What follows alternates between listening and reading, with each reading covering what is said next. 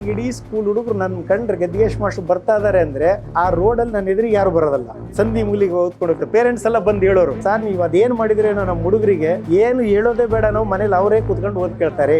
ಸಂಬಳಕ್ಕೆ ಅಂತ ಯಾವತ್ತೂ ಕೆಲಸ ಮಾಡಿರೋನಲ್ಲ, ನಾನು ನಂಬರ್ 1 ಶಿಕ್ಷಕ ಆಗಬೇಕು, ಮಕ್ಕಳು ನನ್ನನ್ನ ಜೀವನ ಪರ್ಯಂತ ನೆನೆಸ್ಕೋಬೇಕು. ಆ ಅಣ್ಣನಿಂದ ನಾನು ಇವತ್ತು ಈ ಸ್ಥಾನಕ್ಕೆ ಬಂದಿದ್ದೀನಿ. ಅವ್ರಿಗೆ ಎಷ್ಟು ಕೃತಜ್ಞತೆ ನನ್ನ ಕೈಲಿ ಹೇಳಕ್ ಅಸಾಧ್ಯ.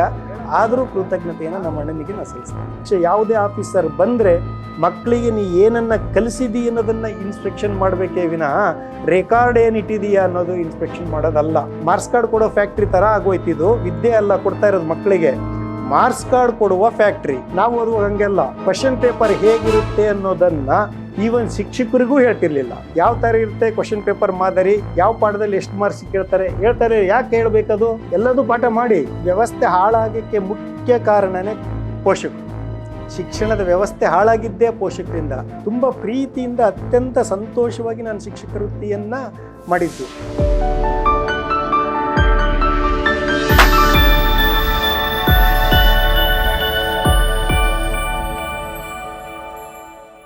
ಎಲ್ಲರಿಗೂ ನಮಸ್ಕಾರ.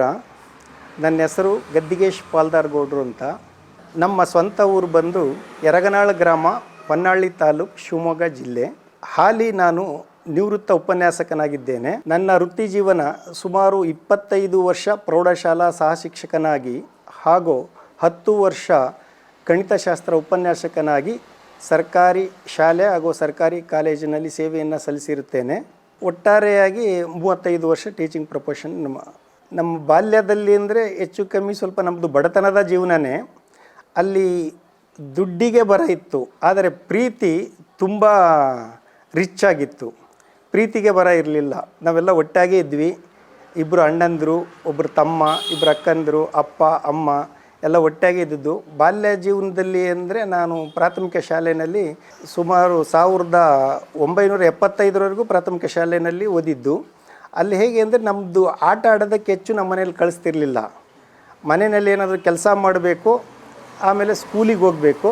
ನಮ್ಮ ದಿನಚರಿ ಹೇಗಿರ್ತಿತ್ತು ಅಂದರೆ, ನಾವು ಸುಮಾರು ನನಗೆ ಗೊತ್ತಿದ್ದ ಹಾಗೆ ಒಂದು 3-4ನೇ ಕ್ಲಾಸಿಗೆ ನಾನು ಬಂದ ನಂತರ ಆವಾಗ ಕೆಲಸ ಮಾಡೋಕ್ಕೆ ಸ್ಟಾರ್ಟ್ ಮಾಡಿದ್ವಿ. ನಮ್ಮ ತಮ್ಮ ನಾನು ಇಬ್ಬರು, ಹೆಚ್ಚು ಕಮ್ಮಿ ನಮ್ಮ ತಮ್ಮ ನಾನು ಒಂದೇ ಥರನೇ ಇದ್ವಿ. ಸೊ ಹಾಗಾಗಿ ಅಲ್ಲಿ ನಮ್ಮ ಮನೆಯಲ್ಲಿ ಹಸುಗಳನ್ನು ಸಾಕಿದ್ವಿ ನಾವು. ಎಮ್ಮೆಗಳು, ಹಸುಗಳು, ಎತ್ತುಗಳು ಎಲ್ಲ ಇದ್ವು. ನಮ್ಮದು ಹಾಲಿ ಕೃಷಿಕ ವಂಶ. ನಮ್ಮದು ಕೃಷಿ ಚಟುವಟಿಕೆಯನ್ನು ಮಾಡೋವಂಥದ್ದು. ನಮ್ಮ ಮನೆಯಲ್ಲಿ ಹಳ್ಳಿ ಮನೆಯಲ್ಲಿ ಅಂದರೆ 2 ಹಕ್ಕೆಗಳಿರೋವು. ಸ್ವಲ್ಪ ಹಸುಗಳು ಮನೆಯ ಹಿತ್ತಲಲ್ಲಿ, ಇನ್ನು ಕೆಲವು ಹಸುಗಳು, ಎತ್ತುಗಳು ಮನೆ ಮುಂಭಾಗದಲ್ಲಿ ಕಟ್ತಾಯಿದ್ರು. ನಮ್ಮ ತಮ್ಮ ನಾನು ಆ 2ನ್ನು ಹಂಚಿಕೊಂಡು ಬೆಳಗ್ಗೆ ಎದ್ದಿದ ತಕ್ಷಣ ನಾವು ಸೆಗಣಿಯನ್ನು ತುಂಬಿ ಅದನ್ನು ತಿಪ್ಪೆಗೆ ಹೋಗಿ ಹಾಕಿ ಬರಬೇಕು. ಆನಂತರ ಗೋತೆ ಅಂತ ಕರೀತಾರೆ. ಆ ಗೋತೆಯನ್ನು ಮಡಿಕೆನಲ್ಲಿ ತುಂಬಿಕೊಂಡು, ಅಂದರೆ ಕೊಡಪಾಣ ಅಂತಾರೆ, ಆ ಕೊಡಪಾಣದಲ್ಲಿ ತುಂಬ್ಕೊಂಡು ತಗೊಂಡೋಗಿ ತಿಪ್ಪಿಗೆ ಹಾಕಬೇಕು. ಅದು ಸುಮಾರು ಹೆಚ್ಚು ಕಡಿಮೆ ಅರ್ಧ ಗಂಟೆ 1 ಗಂಟೆ ಆಗೋದು. ಅಷ್ಟನ್ನು ದೊಡ್ಡದು ವಿಶಾಲವಾದ ಜಾಗ ನಮ್ಮದಲ್ಲಿ. ಹಕ್ಕಿ ಅಂದರೆ ತುಂಬ ವಿಶಾಲವಾಗಿರೋದು.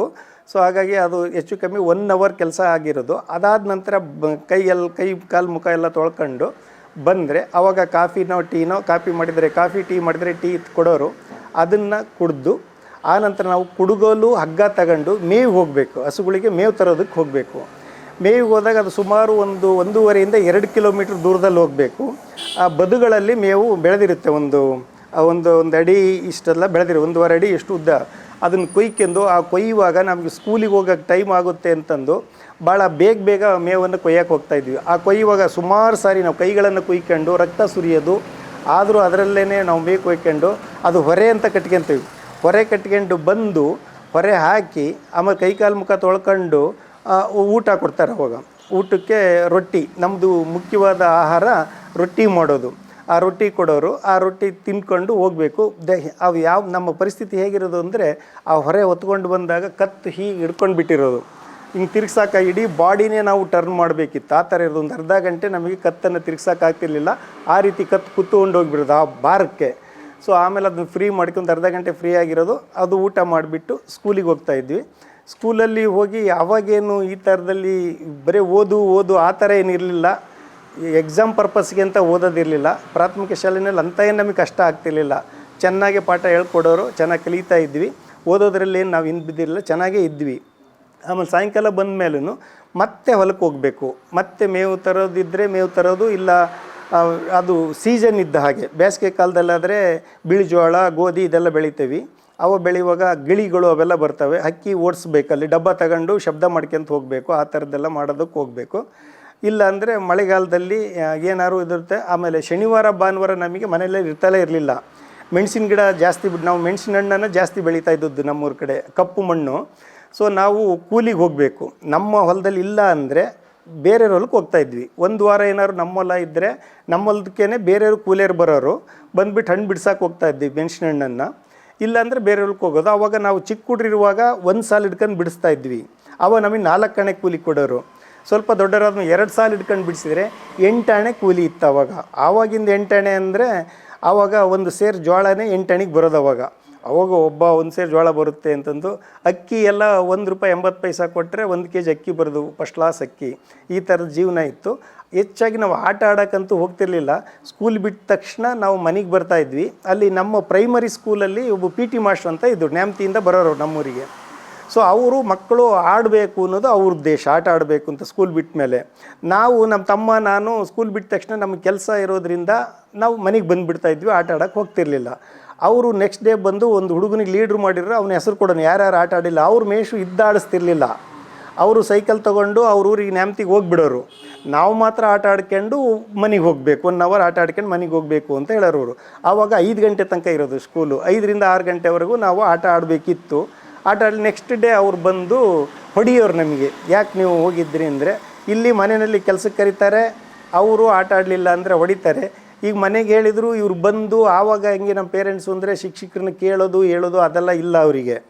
ಅವ್ರು ಹೊಡೆದ್ರು ಹೊಡ್ಸ್ಕೊ ಮತ್ತು ಬಾ ಕೆಲ್ಸಕ್ಕೆ ಮಾಡಕ್ಕೆ ಬಾ ಅಂತ ಹೇಳೋ ಅಂಥ ಜನ. ಒಂದು ದಿವಸನೂ ಬಂದು ಯಾಕೆ ನಮ್ಮ ಹುಡುಗರಿಗೆ ಹೊಡಿತೀರಿ, ನಾವೇ ಕೆಲಸ ಕೊಟ್ಟಿದ್ದವರಿಗೆ, ಅದಕ್ಕೆ ಮನೆಗೆ ಬರ್ತಾರೆ ಅಂತ ಒಂದು ದಿನವೂ ಹೇಳಲಿಲ್ಲ.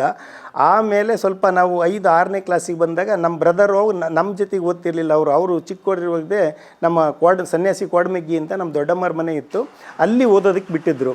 ಅವರು ಅದನ್ನು ಮುಗಿಸ್ಕೊಂಡು ನಾನು 7th ಬಂದಾಗೇನೆ ಅಷ್ಟೊತ್ತಿಗೆ ಇಲ್ಲಿ ಊರಿಗೆ ಬಂದರು.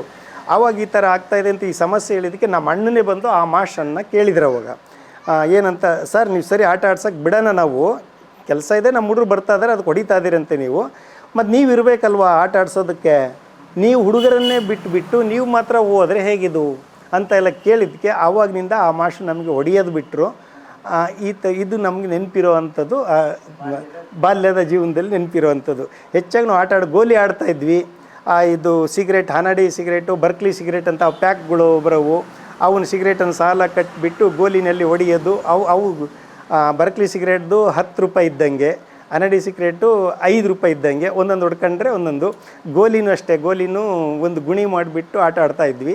ಇದೆಲ್ಲ ಮಾಡ್ತಾಯಿದ್ವಿ. ಈ ಥರದ ಆಟನೆಲ್ಲ ಸ್ಕೂಲಾಗೆ ಅಂತ ಸ್ಪೋರ್ಟ್ಸಿಗೆ ಕಾಂಪಿಟೇಷನ್ ಕೊಡೋ ಥರ ಆಟಗಳಂತೂ ನಾವು ಯಾವುದೂ ಆಡಿಲ್ಲ ಅಲ್ಲಿ ಪ್ರೈಮರಿ ಶಾಲೆಯಲ್ಲಿ. ಮನೆಯಲ್ಲಿ ಬಂದು ಇದು ಎಲ್ಲೂ ಕೆಲಸ ಇಲ್ಲದಾಗ ಈ ಥರ ಆಡಿದ್ದೆಲ್ಲ ಉಂಟು.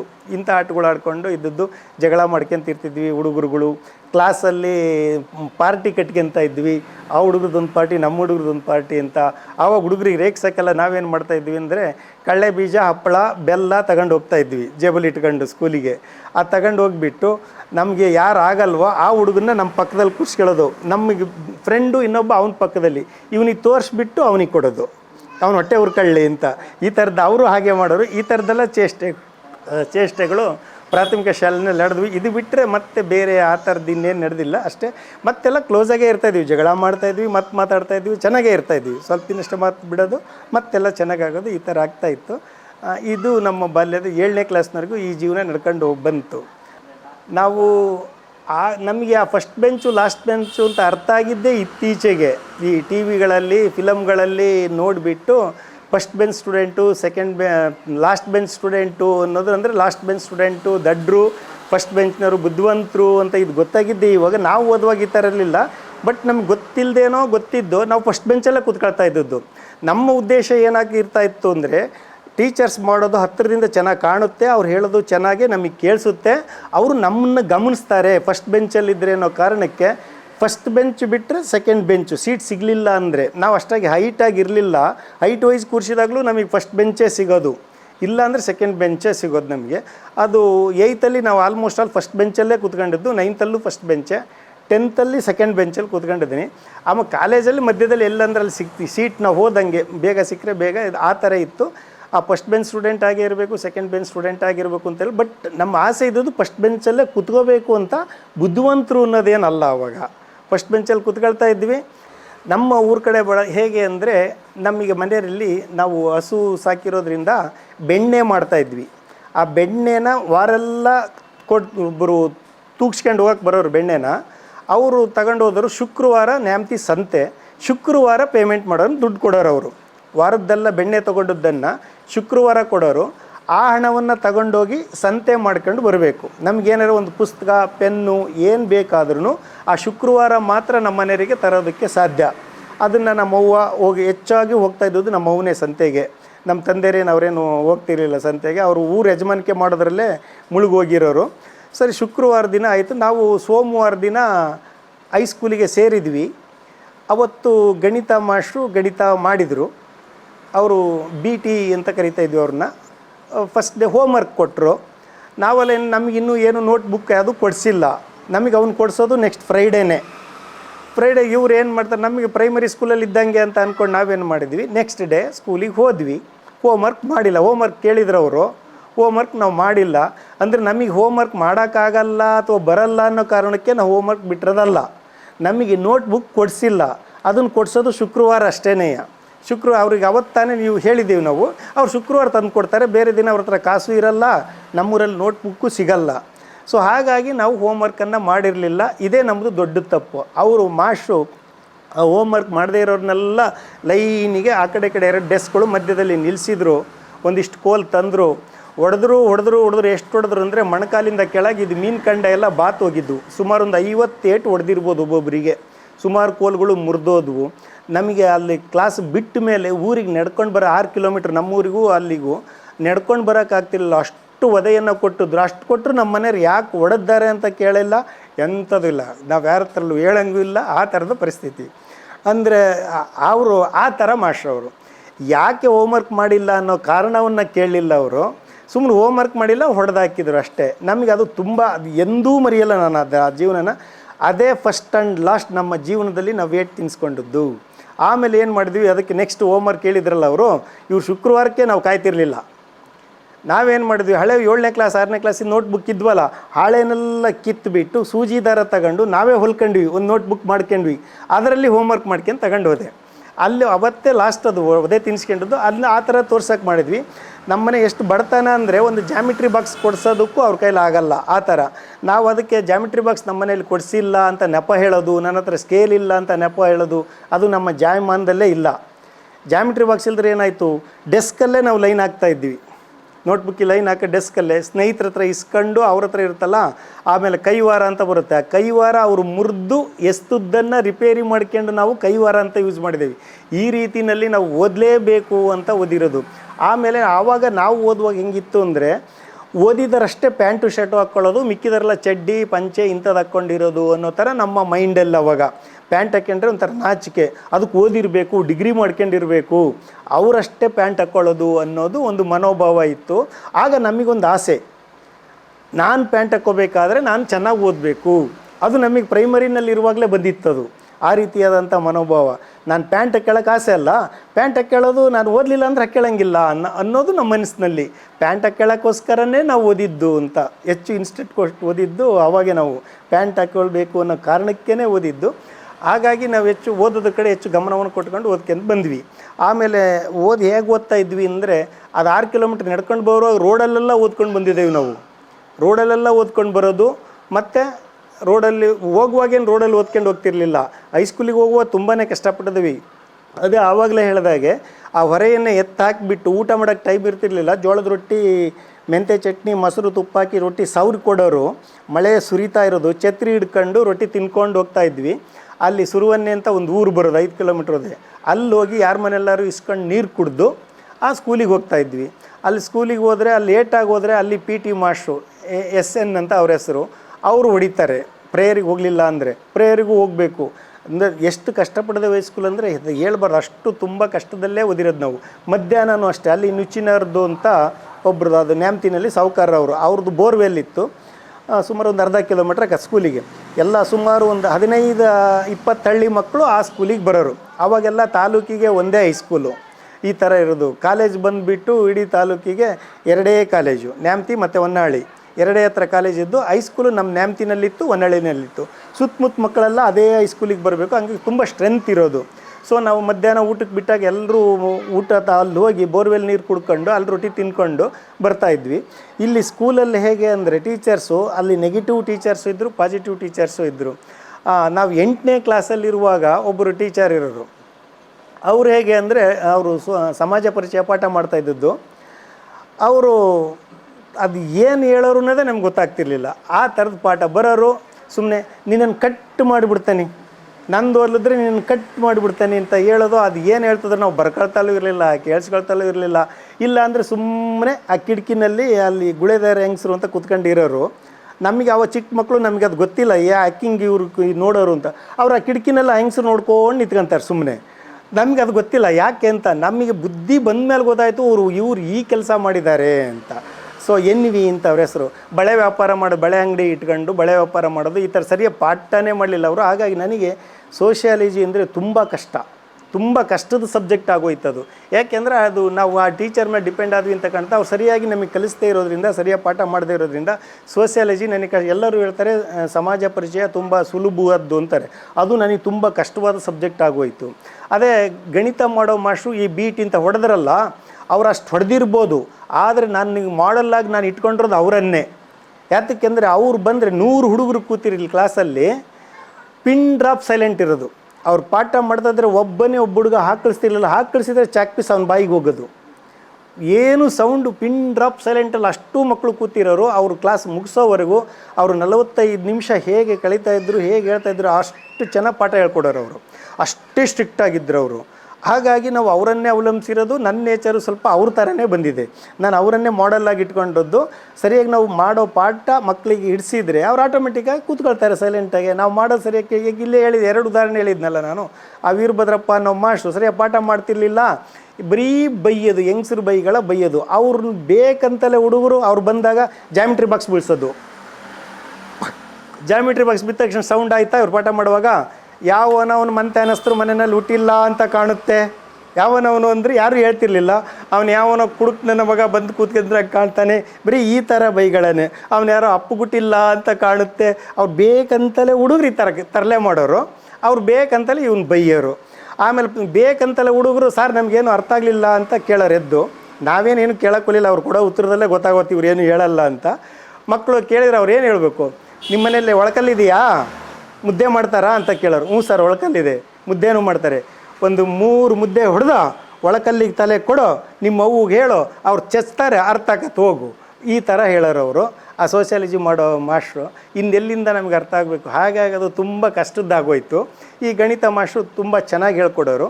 ಹಾಗಾಗಿ ನಾವು ಅವರನ್ನೇ ಫಾಲೋ ಮಾಡಿದ್ದು. ಅವರಿಂದಲೇ ನಾನು ಗಣಿತ ಮಾಸ್ಟ್ರಾಗಿದ್ದು, ಅವರಿಂದಲೇ ಸೈನ್ಸ್ ಕಡೆ ಒಲವು ಬಂದಿದ್ದು ನನಗೆ. ನಾನು ಇವತ್ತು ಅವರನ್ನು ಪೂಜ್ಯನೀಯವಾಗಿ ಕಾಣ್ತೀನಿ. ಅವತ್ತು ಅಷ್ಟು ಹೊಡೆದಿದ್ರು ಅವರೇ ನನಗೆ ಮಾಡಲು. ಶಿಕ್ಷಕರಾದರೆ ಅವ್ರ ಥರ ಇರಬೇಕು ಅಂತ ಅನಿಸ್ತತಿ. ಆ ನಂತರ ನಾನು 1979ರಲ್ಲಿ first PUC national junior college Shivamogga ಅಲ್ಲಿ ಸೇರಿಕೊಂಡೆ. ಅಲ್ಲಿ ಹೋಗುವಾಗ ಏನಾಯಿತು ಅಂದರೆ, ನಮ್ಮೂರಿಂದ ನಾವು ಪಾಸಾಗಿದ್ದು 5 ಹುಡುಗರು. ಟೋಟಲ್ಲು ಒಂದು 200 ಹುಡುಗರು ಇದ್ದದ್ದು SLCನಲ್ಲಿ. ನಮ್ಮ ನ್ಯಾಮತಿನಲ್ಲಿ ಪಾಸಾಗಿದ್ದು ಕೇವಲ 28 ಮಕ್ಕಳು. ಆ 28 ಮಕ್ಕಳಲ್ಲಿ ನಮ್ಮೂರಿನರೇ 5 ಜನ ನಾವು. ಅಂದರೆ ನಮ್ಮ ಬ್ಯಾಚನ್ನೇ ಇಂಟೆಲಿಜೆಂಟ್ ಬ್ಯಾಚ್ ಅಂತ ಕರೆದಿದ್ರು. ನನಗೆ ಗೊತ್ತಿದ್ದಾಗೆ 7th ಸ್ಟ್ಯಾಂಡರ್ಡಲ್ಲೂ ನಮಗೆ ಸೆಂಡ್ ಅಪ್ ಮಾಡಿ ಒಳ್ಳೆ ರೀತಿಯಿಂದ ಹೊಗಳಿ ಭಾಷಣ ಎಲ್ಲ ಮಾಡಿ ಟೀಚರ್ಸ್ ನಮ್ಮನ್ನು ಕಳಿಸ್ಕೊಟ್ರು.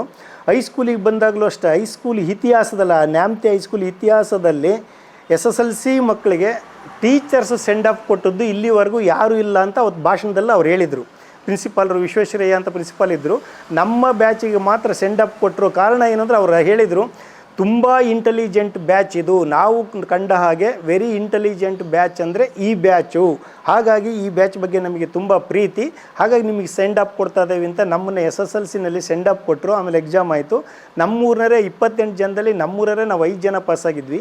ಸೈನ್ಸಿಗೆ ಹೋಗೋದಕ್ಕೆ ನಮ್ಮ ಸ್ನೇಹಿತ ಯೋಗೇಶ್ವರಪ್ಪ ಅಂತ, ಅವರು ನಾವು ಇಬ್ಬರು ಸೈನ್ಸ್ ಓದೋಕ್ಕೆ ಅಂತ ಹೋದ್ವಿ. ಆಗ ನಾನು ಯಾವ ಥರ ಇದ್ದೆ ಅಂದರೆ, ಶಿವಮೊಗ್ಗ ನೋಡಿದ್ದು ಫಸ್ಟ್ ಟೈಮ್. ಒಂದು ರೋಡಲ್ಲಿ ಬಿಟ್ಟರೆ ಇನ್ನೊಂದು ರೋಡಲ್ಲಿ ಬರೋದು ನಮಗೆ ಗೊತ್ತಿಲ್ಲ. ಮನೆ ಬಿಟ್ಟೆಂದು ಆಚೆ ನಾನು ಓದೋನಲ್ಲ. ಇಬ್ಬರು ಹೋದ್ವಿ.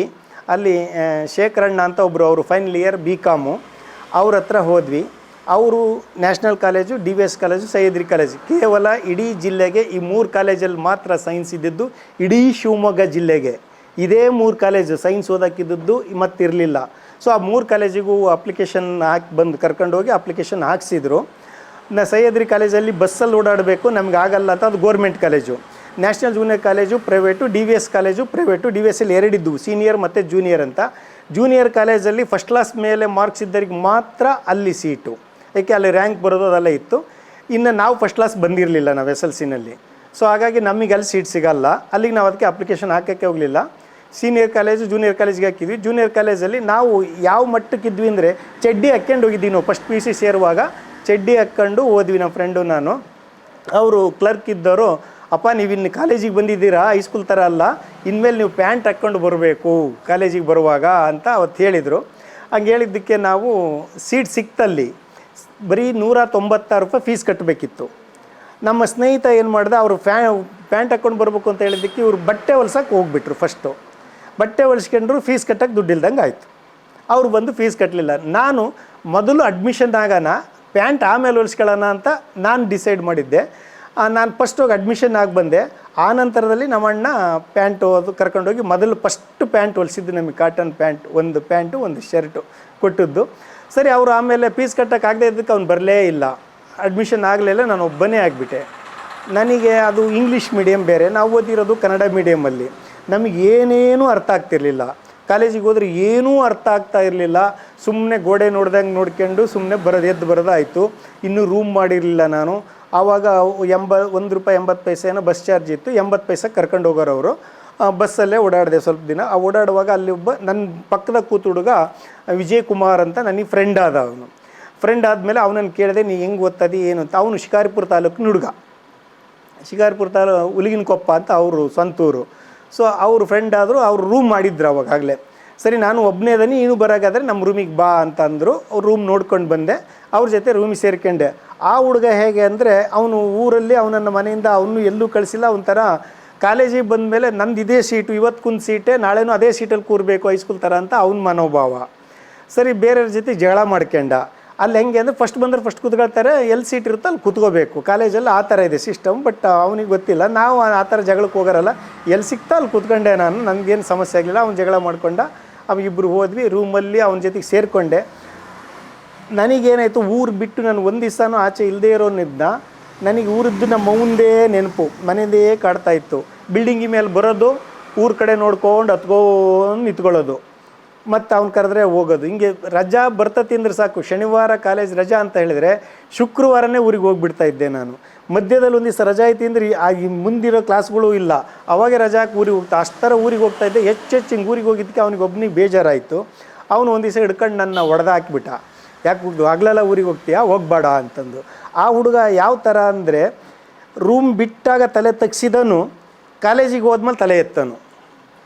ಕಾಲೇಜ್ ಬಿಟ್ಟ ತಕ್ಷಣ ತಲೆ ತಗ್ಸಿದ್ರೆ ಮತ್ತು ರೂಮಿಗೆ ಬಂದು ತಲೆ ಎತ್ತನು. ಆ ಥರ ಅವನಿಗೆ ಅವ್ರ ಮನೆಯಲ್ಲಿ ಹೇಳಿ ಕಳಿಸ್ಬಿಡ್ತಾರೆ. ಹುಡುಗಿಯರುಗಳು ಏನು ಲವ್ ಮಾಡಿಬಿಟ್ಟಾನು, ಇನ್ನೇನೋ ಮಾಡಿಬಿಟ್ಟಾನು, ಹುಡುಗಿಯರು ಇನ್ನು ಬಲಿಗೆ ಹಾಕ್ಕೊಂಡ್ಬಿಟ್ಟಾರು ನನ್ನ ಮಗನ ಅಂತ ಹೇಳಿ ಕಳಿಸಿದ್ರೇನೋ. ಅವರು ಆ ಥರ ನೇಚರ್ ಅವನು. ಮತ್ತು ಇಲ್ಲಿ ಬಂದರೆ ರೂಮಲ್ಲೂ ಅಷ್ಟೇ ತಲೆ ತಗ್ಸಿ ಹಿಂಗೆ ಕುತ್ಕೊಂಡ ಅಂದರೆ ಒಂದು ಮಾತಿಲ್ಲ, ಏನೂ ಇಲ್ಲ, ಸುಮ್ಮನೆ ಓದೋದು ಬರೆಯೋದು ಅಷ್ಟೇ ಕೆಲಸ ಒಂದು. ನನಗೆ ಸ್ವಲ್ಪ ಮಾತಾಡಬೇಕು. ನಾನು ಹೆಚ್ಚು ಓದನಲ್ಲ, ನನಗೆ ಕೇಳಿಸ್ಕೊಂಡ್ರೆ ಸಾಕು. ಕುತ್ಕೊಂಡು ಓದೋ ಅಭ್ಯಾಸ ನನಗಿಲ್ಲ ಈಗಲೂ ಅಷ್ಟೇ. ಬರೆಯೋದು ಅಂದರೆ ನನಗೆ ಅಲರ್ಜಿ. ನನಗೆ ಕೇಳಿಸ್ಕೊಂಡ್ರೆ ಸಾಕು ಆಗುತ್ತೆ, ಕೇಳಿಸ್ಕೋಬೇಕಷ್ಟೇ. ನಾನು ಓದುವಾಗ ನನಗೆ ಹಾಡಿಗೆ ಬರ್ತಾ ಇರಬೇಕು, ನಾನು ಓದ್ತಾ ಇರಬೇಕು. ಬರೆದ್ರೆ ನನಗೇನೂ ಅರ್ಥ ಆಗಲ್ಲ. ನಾನು ಓದ್ಕೊಂಡ್ರೆ ಮಾತ್ರ ಅರ್ಥ ಆಗುತ್ತೆ. ಅದು ನನ್ನ ನೇಚರು. ಆತ ಹಂಗಿರೋನು. ಹಂಗೆ ಬೇಜಾರಾಗೋದು ನನಗೆ. ರೂಮಲ್ಲೂ ಏನು ಖುಷಿ ಆಗಲಿಲ್ಲ. ತುಂಬ ನಾನು ಕಷ್ಟದ ಜೀವನನೇ ಆವಾಗ ನನಗೆ. ತುರಿ ಹೇಳೋದು ಹಿಂಗೆ ಹೊಡೆದಾಕ್ಬಿಟ್ಟು. ಆಮೇಲೆ ಅಷ್ಟೊತ್ತಿಗೆ ನಮ್ಮೂರಿಂದ ಇನ್ನೊಬ್ಬರು BA ಮಾಡೋಕ್ಕೆ ಅಂತ ಇನ್ನೊಬ್ಬರು ಆ ವರ್ಷ ಬಂದಿದ್ದರು. ಸೊ ಅವ್ರ ಹತ್ರ ಹೇಳೋದೆ, ನನಗೆ ಹಿಂಗೆ ಹೊಡೆದಾಕಿದ್ರು, ತುಂಬ ಬೇಜಾರಾಗ್ತಾಯಿತ್ತು, ನನಗೆ ಅಲ್ಲಿ ಇರೋಕ್ಕಾಗ್ತಾಯಿಲ್ಲ ಅಂತ. ಅವರು ಏನಾಗಿದೆ ಅಂದರೆ ಸಹ್ಯಾದ್ರಿ ಕಾಲೇಜಲ್ಲಿ ಓದ್ತಾ ಇದ್ದದ್ದು. ನಮ್ಮ ಬಿಲ್ಡಿಂಗಲ್ಲೇ BA ಓದೋ ಹುಡುಗರು ಅವ್ರಿಗೆ ಫ್ರೆಂಡು, ಒಂದೇ ಕ್ಲಾಸ್ನವ್ರು ಅವರು. ಅವರು ಬಂದರು. ಯಾವ ಹುಡುಗ ಅವ್ನು ನಿನಗೆ ಹೊಡೆದನು ನೋಡ್ತಾ ನಡಿ ಅಂತ ಬಂದರು. ಬಂದಾಗ ಇವ್ರು ಸಿಕ್ಕಾಗ ಮಾತಾಡಿ, ನಮ್ಮ ಹುಡುಗ ಹಿಂಗೆ ಯಾರೋ ಹೊಡಿತಾನಂತೆ ಹುಡುಗ ನಮ್ಮ ಹುಡುಗನ್ನ, ಅದಕ್ಕೆ ಅವನಿಗೆ ಹೇಳೋಗೋಣ ಅಂತ ಬಂದೀನಿ. ಯಾರು ಅಂದರೆ ವಿಜಯ್ ಕುಮಾರ್ ಅದೇ, ನಮ್ಮೂರು ಹುಡುಗನೇ ಅವನು, ನಮ್ಮ ಹುಡುಗನೇ ಅಂತ ಹೇಳಿ ಆಮೇಲೆ ಹೊಡಿಬೇಡಪ್ಪ, ಇನ್ನು ಚೆನ್ನಾಗಿ ನೋಡ್ಕೊಂಡು ಹೋಗು, ಮಾತಾಡ್ಕೊಂತ ಹೋಗು, ಈ ಥರ ಎಲ್ಲ ಮಾಡಬೇಡ ಅಂತ ಆಮೇಲೆ ಇಬ್ಬರು ಜೊತೆಯಾಗಿ ಓದ್ಕೊಂಡು ಅದು PUC ಜೀವನ ಹಂಗೆ ಕಳೀತು. ಆನಂತರ DVS ಕಾಲೇಜಿಗೆ BSc ಸೇರಿಸ್ಕೊಂಡಿವಿ. BScಗೆ ಅಡ್ಮಿಷನ್ ಆದಮೇಲೆ ನಮ್ಮ ಫ್ರೆಂಡು CS ಉಮೇಶ್ ಅಂತ, ಅವರು ಸೂಗರಲ್ಲಿ ಪ್ರೌಢಶಾಲೆಯಲ್ಲಿ ಹೈಸ್ಕೂಲ್ ಹೆಡ್ ಮಾಸ್ಟ್ರಾಗಿ ವೃತ್ತಿಗೆ ಸೇರಿ ಈಗ ಅವರು ರಿಟೈರ್ಡ್ ಆದರು. ನಾವಿಬ್ಬರು ಒಂದೇ ರೂಮಲ್ಲಿ ಇಬ್ಬರು ಡಿಸ್ಕಷನ್ ಮಾಡ್ಕೊಂಡು ಓದ್ಕೊಂಡು ಊಟಕ್ಕೆ ಮಾಡ್ಕೊಳ್ತಾ ಇದ್ವಿ ನಾವೇನೆ. ನಾನು ಪಾತ್ರೆ ಎಲ್ಲ ತೊಳೆದು ಕೊಡ್ತಾ ಇದ್ದೆ, ಅವ್ರಿಗೆ ಅಡುಗೆ ಮಾಡೋಕ್ಕೆ ಬರೋದು, ಅವರು ಅನ್ನ ಸಾರು ಮಾಡೋರು. ಹೀಗೆ ನಮ್ಮದು ಜೀವನ BSc ಮುಗಿಸಿದ್ವಿ. ಆನಂತರ B.Ed ಇಲ್ಲಿ ಬೆಂಗಳೂರಿಗೆ ಬಂದ್ವಿ. ಇಲ್ಲಿ B.Ed ಓದಿ ಆಮೇಲೆ MSc ಮಾಡಿಕೊಂಡು ಈ ವೃತ್ತಿ ಜೀವನಕ್ಕೆ 1987ರಲ್ಲಿ ನಾನು ಪ್ರೌಢಶಾಲಾ ಸಹ ಶಿಕ್ಷಕನಾಗಿ ವೃತ್ತಿಗೆ ಸೇರಿದ್ದು. ಅದು ಆಕಸ್ಮಿಕ. B.Ed ಎಕ್ಸಾಮ್ ಬರೆದಿದ್ದೆ, ಇನ್ನು ಕೆಲಸ ಹುಡುಕ್ಬೇಕಲ್ಲ, ಆ ರಜಾ ಅವಾಗಿನ್ನು ಮೇ ತಿಂಗಳಲ್ಲಿ ನಾವು ಬಂದದ್ದು. ಜೂನ್ ಸ್ಟಾರ್ಟ್ ಆಯಿತು ಅಂತ ಕಾಣುತ್ತೆ. ಬಂದು ನಮ್ಮ ಅಣ್ಣ ಇಲ್ಲೇ ಇದ್ದರು, ಎಂಪ್ಲಾಯಿ ಅವರು. ಸರಿ, ನಮ್ಮ ಅಣ್ಣನ ಮನೆಯಲ್ಲಿ ಇದ್ದಾಗ ಅವ್ರ ಫ್ರೆಂಡ್ ಒಬ್ಬರು ಹೈಸ್ಕೂಲಲ್ಲಿ ಇದ್ದಾರೆ ಅಂತ ಗೊತ್ತಿತ್ತು, ಚಂದ್ರಯ್ಯ ಅಂತ ಅವ್ರ ಹೆಸರು. ಅದು ಜನತಾ ಪ್ರೌಢಶಾಲೆ, ಸ್ವಾಮೀಜಿ ಇನ್ಸ್ಟಿಟ್ಯೂಟ್, ಅದು ಚಾಮರಾಜಪೇಟೆ 2nd ಮೈನಲ್ಲಿದೆ. ಸೊ ಅವ್ರನ್ನ ಮಾತಾಡ್ಸ್ಕೊಂಡು ಹೋಗು ಅಂತಂದು ನನ್ನನ್ನು ಕಳಿಸಿದ್ರು. ನಾನು ಚಂದ್ರಯ್ಯರ ಹತ್ರ ಹೋದೆ ಸಾಯಂಕಾಲ. ಅವರು ಅಣ್ಣನ ಕರ್ಕೊಂಡು ಬೆಳಗ್ಗೆ ಮಾತಾಡ್ಸಿದ್ರು. ಏನು ಮಾಡ್ತದೆ ಏನು ಅಂತ. ಸರ್ ಹಿಂಗೆ B.Ed ಬರೆದಿದ್ದೀನಿ, ರಿಸಲ್ಟ್ ಬರಬೇಕು, ರಿಸಲ್ಟಿಗೆ ಕಾಯ್ತೀನಿ, ಅಷ್ಟರೊಳಗೆ ಯಾವ್ದಾರು ಸ್ಕೂಲ್ ಸಿಕ್ಕರೆ ಅಲ್ಲಿ ನನಗೆ ಗೋರ್ಮೆಂಟ್ ಜಾಬ್ ಆಗುತ್ತೆ, ನನಗೇನು ತೊಂದರೆ ಇಲ್ಲ, ಅಲ್ಲಿವರೆಗೂ ನಾನು ಪ್ರೈವೇಟ್ ಸ್ಕೂಲಲ್ಲಿ ವರ್ಕ್ ಮಾಡ್ಬೇಕಂತ ಇದ್ದೀನಿ ಅಂತ ಹೇಳಿದೆ. ಸರಿ, ನಾಳೆ ನಿಮ್ಮ ಅಣ್ಣನ ಕರ್ಕೊಂಡು ಸ್ಕೂಲ್ ಹತ್ರಕ್ಕೆ ಬನ್ನಿರಿ ಅಂತ ಅಡ್ರೆಸ್ ಎಲ್ಲ ಕೊಟ್ಟರು. ಚಾಮರಾಜಪೇಟೆ 2nd ಮೈನು ನಮ್ಮ ಅಣ್ಣನ ಕರ್ಕೊಂಡು ಹೋದೆ. ಹೋಗಿ ಅಲ್ಲಿ ಬುದ್ಧಿ ಅವ್ರಿಗೆ ನಮಸ್ಕಾರ ಮಾಡಿದ್ವಿ. ವಿಚಾರಿಸಿದ್ರು, ಏನು ಮಾಡ್ತಾಯಿದ್ರಿ ಏನು ಅಂತ. ಹಿಂಗೆ B.Ed ಎಕ್ಸಾಮ್ ಬರೆದಿದ್ದೀನಿ ಸರ್, BSc B.Ed ರಿಸಲ್ಟ್ ಬರಬೇಕು ಅಂದೆ. ಅವರಿದ್ದರು, ಬಾ ಹಂಗಾರೆ ಇಲ್ಲಿ ತಕ್ಷಣ ಕ್ಲಾಸ್ ಕೊಟ್ಟೇ ಬಿಟ್ರು. ಆಮೇಲೆ ಹೋದ್ವಿ, ಕ್ಲಾಸ್ ಮಾಡಿದೆ, ಅವ್ರಿಗೆ ಓಕೆ ಆಯಿತು, ಕ್ಲಾಸ್ ತೊಗೊಂಡ್ರು. ಅಪ್ರೂವಲ್ಲಿಗೆ ಅಂತಲೇ ಮಾಡಿರೋರು. ಅಪ್ರೂವಲ್ಲಿಗೆ ನಾವು ಅಪ್ರೂವಲ್ ಕೊಡಿಸ್ತೇವೆ, ಇಲ್ಲೇ ಗೋರ್ಮೆಂಟಿಂದ ಸ್ಯಾಲ್ರಿ ಬರುತ್ತೆ, ಬೇಕಾದ್ರೆ ಇಲ್ಲೇ ಇರಂತೀವಿ. ನಾವು ಕಂಡೀಷನ್ನೇ ಮಾಡ್ಕೊಂಡೇ ಸೇರ್ಕೊಂಡ್ವಿ. ನಾವು ಅಪ್ರೂವಲ್ ಬೇಡ ಸರ್, ಬೇಡ ಬುದ್ಧಿ, ನಮಗೆ ಗೋರ್ಮೆಂಟ್ ಜಾಬ್ ಆಗುತ್ತೆ, ನಮಗೆ ಅಲ್ಲಿವರೆಗೂ ಮಾಡ್ತೇನೆ, ಗೋರ್ಮೆಂಟ್ ಜಾಬ್ ಆಗಲಿಲ್ಲ ಅಂದರೆ ಅಪ್ರೂವಲ್ಲಿಗೆ ನಾವು ಓಕೆ ಅಂತ ಹೇಳಿಬಿಟ್ಟು ಅಲ್ಲಿ ವೃತ್ತಿ ಜೀವನವನ್ನು ಸ್ಟಾರ್ಟ್ ಮಾಡಿದ್ವಿ. ನಾನು ಸ್ವಲ್ಪ ಅದೇ ಹೇಳಿ, ನಮ್ಮ BT ಮಾಸ್ಟ್ರು, ಮ್ಯಾಥ್ ಮಾಸ್ಟ್ರು ತುಂಬ ಸ್ಟ್ರಿಕ್ಟು ಅಂತ, ಅದೇ ನೇಚರ್ ನನಗೂ ಬಂದರು. ತುಂಬ ಸ್ಟ್ರಿಕ್ಟಾಗಿದ್ದೆ. ಹಾಗಾಗಿ ಇಡೀ ಸ್ಕೂಲ್ ಹುಡುಗರು ನನ್ನ ಕಂಡ್ರೆ ಗದ್ದಿಗೇಶ್ ಮಾಸ್ಟ್ರು ಬರ್ತಾ ಇದ್ದಾರೆ ಅಂದರೆ ಆ ರೋಡಲ್ಲಿ ನನ್ನ ಎದುರಿಗೆ ಯಾರು ಬರೋದಲ್ಲ, ಸಂಧಿ ಮೂಲಿಗೆ ಓದ್ಕೊಂಡು ಹೋಗ್ತಾರೆ. ಪೇರೆಂಟ್ಸ್ ಎಲ್ಲ ಬಂದು ಹೇಳೋರು, ಸರ್ ನೀವು ಅದೇನು ಮಾಡಿದ್ರೇನೋ ನಮ್ಮ ಹುಡುಗರಿಗೆ ಏನು ಹೇಳೋದೇ ಬೇಡ, ನಾವು ಮನೇಲಿ ಅವರೇ ಕೂತ್ಕೊಂಡು ಓದ್ಕೊಳ್ತಾರೆ. ನಾನು ಪೇರೆಂಟ್ಸಿಗೂ ಅದೇ ಹೇಳ್ತಾ ಇದ್ದೆ, ನೀವು ಬಂದು ನನಗೆ ಹೇಳಿ ಸಾಕು, ಅವ್ನ ಮನೆಯಲ್ಲಿ ಏನು ಮಾಡ್ತಾನೆ ಅನ್ನೋದು ಹೇಳಿ, ಮಿಕ್ಕಿದ್ದು ನಾನು ನೋಡ್ಕೊಂತೀನಿ, ಓದಕ್ಕೆ ನೀವು ಹೇಳಲೇಬೇಡಿ ಅವರಿಗೆ, ಅವರೇ ಓದ್ಕೊಂತಾರೆ, ನಾನು ಮಾಡ್ತೇನೆ ಅಂತ ಹೇಳಿದ್ದೆ. ಅವ್ರ ಪೇರೆಂಟ್ಸ್ ಬಂದು ಮಾಹಿತಿ ಕೊಡೋರು ನನಗೆ, ಸರ್ ಅದೇನು ಮಾಡ್ತಿರೋ ಏನೋ, ನಾವೇನೂ ಹೇಳಲ್ಲ, ಅವರೇ ಬಂದು ಓದ್ಕೊಂತಾರೆ, ಈ ಥರ ಎಲ್ಲೂ ಆಗಿಲ್ಲ ಅಂತ ತುಂಬ ಸ್ಟ್ರೆಂತ್ ಬಂದುಬಿಡುತ್ತಲ್ಲಿ ಸ್ಕೂಲಿಗೆ. ಅವಾಗ ಈಗೂ ಸ್ವಾಮೀಜಿ ಕರೀತಾ ಇದ್ದಾರೆ, ನಾನು ಗೋರ್ಮೆಂಟಾಗಿ ಹೋಗಿದ್ದಾಗ, ಈಗ ರಿಟೈರ್ಡ್ ಆಗ್ತದೆ ಅದಕ್ಕೆ ಈಗಲೂ ಮತ್ತೆ ಬಾಪ ಅಂತ ಕರೀತಾ ಇದ್ದಾರೆ. ನಾನು ತುಂಬ ದೂರ ಆಗುತ್ತೆ ನನಗೆ ಇಲ್ಲಿಂದ ಓಡಾಡೋದಕ್ಕೆ ಅಂತ ನಾನು ಹೋಗಿಲ್ಲ ಅಷ್ಟೇ. ಇವಾಗೂ ಕರೀತಾ ಇದ್ದಾರೆ ಸ್ವಾಮೀಜಿ, ಇಲ್ಲೇ ಬಾಪ, ನಾವೆಲ್ಲ ಕೊಡ್ತೇವೆ, ಸ್ಯಾಲ್ರಿನೂ ಕೊಡ್ತೇವೆ, ಬಾ ಮಾಡು ಅಂತ ಇದ್ದಾರೆ. ಬೇರೆ ಇದ್ದಾರೆ ಅಲ್ಲಿ ವರ್ಕ್ ಮಾಡೋದಕ್ಕೆ, ಏಡೆಡ್ ಅದು ಸ್ಕೂಲು, ಆದರೂ ಕರೀತಾ ಇದ್ದಾರೆ. ದೂರ ಇರೋದ್ರಿಂದ ನಾನು ಹೋಗಿಲ್ಲ. ನಮ್ಮದು ಟೀಚಿಂಗ್ ಹೇಗಿತ್ತು ಅಂದರೆ, B.Ed ನಾವು ಸೇರಿದಾಗ ಅಲ್ಲಿ ದೀಪಾವಳಿ ಹಬ್ಬ ಬಂತು, ಹಬ್ಬಕ್ಕೆ ಅಂತ ನಾನು ಊರಿಗೆ ಹೋದೆ. B.Edಲ್ಲಿ ಊರಿಗೆ ಹೋಗಿ ಬರೋತ್ತಿಗೆ ಒಂದು ವಾರ ಹಿಂಗೆ ಲೇಟ್ ಆಯಿತು. ಸೊ ಇಲ್ಲಿ ಬರೋ ಹೊತ್ತಿಗೆ ಅವ್ರು ಏನು ಮಾಡಿದ್ದಾರೆ, ಪ್ರಾಕ್ಟೀಸ್ ಟೀಚಿಂಗಿಗೆ ಅಂತಂದು ಸ್ಟೂಡೆಂಟ್ಗಳನ್ನು ಗ್ರೂಪ್ ಮಾಡಿ ಒಂದು 5-6 ಕಡೆ ಹಾಕಿದ್ದಾರೆ. ಇಲ್ಲಿ ದೊಂಬ್ಲೂರಿಗೆ ಹಾಕಿದ್ರು, ಆಮೇಲೆ ವಿಪುರಂ ಅಂತ ಇನ್ನೊಂದು, ಮಾರತ್ತಳ್ಳಿನಲ್ಲಿ ಒಂದು ಬ್ಯಾಚು, ಅಲ್ಸೂರು ಜೋಗಪಳ್ಳಂನಲ್ಲಿ ಒಂದು ಬ್ಯಾಚು, ಆಮೇಲೆ RBNM ಶಿವಾಜಿನಗರದಲ್ಲಿ ಒಂದು ಬ್ಯಾಚು, ಈ ಥರ ಒಂದು 10 ಬ್ಯಾಚನ್ನು ಬೇರೆ ಬೇರೆ ಸ್ಕೂಲ್ಗಳಿಗೆ ಕಳಿಸಿದ್ರು. ನಾನು ಕಾಲೇಜಿಗೆ ಹೋದಾಗ ಅಲ್ಲಿ ಯಾರೂ ಇರಲಿಲ್ಲ, ಲೆಕ್ಚರರ್ಸು ಯಾರೂ ಇರಲಿಲ್ಲ, ಆಫೀಸ್ ಮಾತ್ರ ಇತ್ತು. ಅವರನ್ನು ಕೇಳಿದ್ದಕ್ಕೆ, 1 ವಾರ ಆಯಿತು ಟೀಚಿಂಗ್ ಪ್ರಾಕ್ಟೀಸ್ ಸ್ಟಾರ್ಟ್ ಆಗಿ, ನೀನು ಈಗ ಬಂದಿದ್ದೀಯೇನಪ್ಪ ಅಂತ ನನ್ನ ಹೆಸರು ಅದು ಕೇಳಿಬಿಟ್ಟು ಅವರು, ನಿಂದು ಜೋಗಪಳ್ಳಂನಲ್ಲಿ ಹಲ್ಸೂರಿಗೆ ಹೋಗು, ಅಲ್ಲಿದೆ ನಿನ್ನ ಬ್ಯಾಚು, ಅಲ್ಲಿಗೆ ಹೋಗು ಅಂದರು. ನಾನು ಸರಿ ಹೋಗಿ ನಾಳೆಯಿಂದ ಅಲ್ಲಿ ಜಾಯ್ನ್ ಆಗೋಕ್ಕೆ ಬರುತ್ತೆ ಅಂತಂದು ಅದು ನೋಡ್ಕೊಂಡು ಹೋಗೋಕ್ಕೆ ಅಂತ ಅಲ್ಲಿ ಹೋದೆ. ಆ ಸ್ಕೂಲ್ ಕೇಳ್ಕೊಂಡು ಹೋಗಿ ಆ ಸ್ಕೂಲ್ ಜಾಯ್ನ್ ಆದ. ಅಷ್ಟೊತ್ತಿಗೆ ಅಲ್ಲಿ ನಮ್ಮ ಗ್ರೂಪ್ ಹುಡುಗರಿದ್ದರು, ಸ್ಟೂಡೆಂಟ್ಸು, ಸರಸ್ವತಿ ಕೋಟ ಅಂತ ಅವರು ಮೇಡಮ್ ಇದ್ದರು.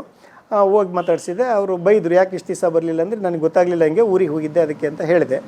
ಸರಿ, ಆಮೇಲೆ ಕ್ಲಾಸ್ ತಗೊಂಡ್ರು. ನನಗೆ ಏನಂದ್ರೆ ಏನೂ ಗೊತ್ತಿಲ್ಲ, ನೋಟ್ಸ್ ಆಫ್ ಲೆಸನ್ನೂ ಬರೆದಿಲ್ಲ, ಲೆಸನ್ ಪ್ಲ್ಯಾನ್ ಮಾಡ್ಕೊಂಡಿಲ್ಲ, ಎಂಥದ್ದು ಇಲ್ಲ. ಅವ್ರಿಗೇನು ಅಂದರೆ ಎಲ್ಲ ಹುಡುಗರು ಕ್ಲಾಸ್ ಮಾಡೋಕ್ಕೆ ಕೊಟ್ಟಿದ್ದಾರೆ, ಹುಡುಗರಿಗೂ ವಾರದಿಂದ ಒಬ್ಬರೂ ಸರಿಯಾಗಿ ಕ್ಲಾಸ್ ಮಾಡೋಕ್ಕಾಗಿಲ್ಲ, ಅಷ್ಟೊಂದು ಗಲಾಟೆ ಮಾಡೋರಂತ ಹುಡುಗರು. ಇವ್ರು ಹೋಗಿ ಸ್ಟಾರ್ಟ್ ಮಾಡೋಕ್ಕೆ ಅವ್ರು ಬೆಂಚ್ ಮೇಲೆಲ್ಲ ಹತ್ತು ಕುಣಿಯಾರಂತ ಹುಡುಗರು, ಒಬ್ರಿಗೂ ಕ್ಲಾಸ್ ಮಾಡೋಕ್ಕೆ ಬಿಟ್ಟಿರಲಿಲ್ಲಂತೆ. ಅವರು ಸ್ಕೂಲ್ನವರು ಬಂದುಬಿಟ್ಟು ಹೆಡ್ ಮಾಸ್ಟರ್ ಅವರು ಬಂದು ಹುಡುಗರನ್ನ ಸುಮ್ಮನಿರೋಕ್ಕೆ ಅವ್ರು ಬಂದಾಗ ಸುಮ್ಮನಿರ್ತಾರೆ, ಮತ್ತು ಆ ಕಡೆ ಹೋದ ತಕ್ಷಣ ಈ ಹುಡುಗರುಗಳಿಗೆ ಮತ್ತು ಗಲಾಟೆ, ಪಾಠನೇ ಮಾಡೋಕ್ಕಾಗಿಲ್ಲ ಅಂತ ಕೂತ್ಕೊಂಡಿದ್ರು. ನಿಂದು ಒಂದು ಕ್ಲಾಸ್ ನೋಡ್ಬಿಡೋಣ ಬಾ, ನಿನಗೆ ಹೆಂಗೆ ರೆಸ್ಪಾನ್ಸ್ ಮಾಡ್ತಾರೋ ತಗೋ ಕ್ಲಾಸ್ ಅಂದ್ಬಿಟ್ರು. ನಾನು ನೋಟ್ಸಪ್ ಲೆಸನ್ ಮಾಡಿಲ್ಲ ಅಂದರೂ ಕೇಳಲೇ ಇಲ್ಲ, ತಗೋ ಅಂದರು. ಅಲ್ಲೂ 9th ಕ್ಲಾಸೇ ತೊಗೊಂಡಿದ್ದು ನಾನು. ತೊಗೊಂಡು ಮ್ಯಾಥ್ಸ್ ತೊಗೊಂಡೆ. ನನಗೆ ಯಾವ ಹುಡುಗರು ಏನು ಗಲಾಟೆ ಮಾಡಲಿಲ್ಲ. ಫಸ್ಟ್ ಗಲಾಟೆ ಮಾಡಿದ್ರೆ ನನಗೊಂದು ಟೆಕ್ನಿಕ್ ಇತ್ತು, ಹುಡುಗರನ್ನ ಹೇಗೆ ಎದುರಿಸ್ಬೇಕು ಅನ್ನೋ ಟೆಕ್ನಿಕ್ ನನಗೆ ಮೊದಲಿಂದಲೇ ಬಂದುಬಿಡೋದು. ಹೆಂಗೆ ಅಂದರೆ ನಮ್ಮ ಬಿ ಟಿ ಮಾಸ್ಟ್ರು ಅವ್ರನ್ನ ಮಾಡಲಾಗಿ ಇಟ್ಕೊಂಡಿದ್ನಲ್ಲ, ಅವ್ರು ಯಾವ ರೀತಿಯಲ್ಲಿ ಹುಡುಗರನ್ನ ಕಂಟ್ರೋಲ್ ಮಾಡ್ತಾಯಿದ್ರು ಅನ್ನೋದು ನನಗೆ ಗೊತ್ತಿತ್ತು. ಹಾಗಾಗಿ ಹೋದ ತಕ್ಷಣ ನಾನು ಫಸ್ಟ್ ಕ್ಲಾಸ್ ಸ್ಟಾರ್ಟ್ ಮಾಡಲಿಲ್ಲ. ಓದೆ, ಸ್ವಲ್ಪ ಗಲಾಟೆ ಮಾಡೋ ಹುಡುಗರು ಮಾತಾಡ್ತಾಯಿದ್ರು, ಸುಮ್ಮನೆ ಒಂದಿಬ್ಬರು ಹಿಂಗೆ ಎಫ್ಸಿದೆ, ಎಫ್ಸ್ಬಿಟ್ಟು ಕ್ವಶನ್ ಕೇಳಿದೆ, ಹೇಳೋಕ್ಕೆ ಬರಲಿಲ್ಲ. ಆವಾಗ ಅವ್ರನ್ನ ಬೈದಂಗೆ ಮಾಡಿದೆ. ಫಸ್ಟ್ ಇದನ್ನು ಹೇಳೋಕ್ಕೆ ಬರಲ್ಲ, ಗಲಾಟೆ ಮಠ ಮಾಡ್ತೀರಾ, ಬರೀ ಅದನ್ನೇ ಹೇಳ್ಕೊಡ್ತೇನೆ ಈಗ ಅಂತ ಆ ಥರದಲ್ಲಿ ಅಟ್ರ್ಯಾಕ್ಟ್ ಮಾಡಿಬಿಟ್ಟು ಕ್ಲಾಸ್ ಮಾಡಿದೆ. ಪಿನ್ ಡ್ರಾಪ್ ಸೈಲೆಂಟಲ್ಲಿ ಕೂತ್ಕೊಂಡ್ಬಿಟ್ರು. ಅವ್ರಿಗೆ ಆಮೇಲೆ ಹುಡುಗರಿಗೆ ಏನಾಯಿತು ಏನೋ, ನನ್ನ ಕ್ಲಾಸು ಅಂದರೆ ಕರೆದು ಕೇಳೋ, ನಮ್ಮ ಕ್ಲಾಸಿಗೆ ಬನ್ನಿ ಸರ್ ಅಂತ. ಅಲ್ಲೇ ಟೀಚರ್ಸು ಅಷ್ಟೇ ಕೋಆಪ್ರೇಟ್ ಮಾಡಿದರು. ಅಲ್ಲೇ ಹೆಡ್ ಮಾಸ್ಟ್ರು, ಆಮೇಲೆ ಮ್ಯಾಥ್ಸ್ ಮಾಡೋ ಅಂಥ ಮಾಸ್ಟ್ರು, ಸರ್ ನೀವೇ ಮಾಡಿಬಿಡಿ ಅಂತ, ನೀವು ಸ್ಟೂಡೆಂಟ್ ಅಂದ್ಕೊಳ್ಳಲ್ಲ ನಾವೀಗ, ಹುಡುಗರು ಅಷ್ಟು ಹಚ್ಕೊಂಡಾರೆ, ನೀವೇ ಮಾಡಿಬಿಡಿ ಅಂತ ನಮಗೊಂದು 3 ತಿಂಗಳು ಪರ್ಮನೆಂಟಾಗಿ ನಮಗೆ ಕೊಟ್ಬಿಟ್ರು ಕ್ಲಾಸನ್ನು. ಹಾಗೆ ನಾವೇ ಕ್ಲಾಸ್ ಮಾಡಿದ್ದು, ಅವ್ರೇನು ಬರ್ತಿಲ್ಲ, ಯಾರು ಪೀರಿಯಡ್ ತೊಗೊಳ್ತಾ ಇಲ್ಲ, ನಮಗೆ ಹುಡುಗರಿಗೆ ಬಿಟ್ಟುಬಿಟ್ರು. ನಾನು 3 ತಿಂಗಳು ಆ ಮ್ಯಾಥ್ಸನ್ನು ನಾನೇ ಮುಗಿಸಿದೆ. ಅಲ್ಲಿ ಹೆಂಗೆ BEd ಮಕ್ಕಳಿಗೆ ಸೆಂಡ್ ಅಪ್ ಮಾಡೋದೆಲ್ಲ ಮಾಡ್ತಾರೋ ಇಲ್ಲ ನಮಗೆ ಗೊತ್ತಿಲ್ಲ. ಆದರೆ ಆ ಶಾಲೆಯಲ್ಲಿ ನಮ್ಗೆ ಹೋಗುವಾಗ ಸ್ಕೂಲು ಮಕ್ಕಳಿಂದ ಹಿಡಿದು ಸ್ಟಾಫ್ನವರು ಎಲ್ಲ ಸೇರಿ ನಮಗೆ ಸೆಂಡ್ ಅಪ್ ಮಾಡಿ ತುಂಬ ಗಿಫ್ಟ್ಸ್ ಎಲ್ಲ ಕೊಟ್ಬಿಟ್ರು.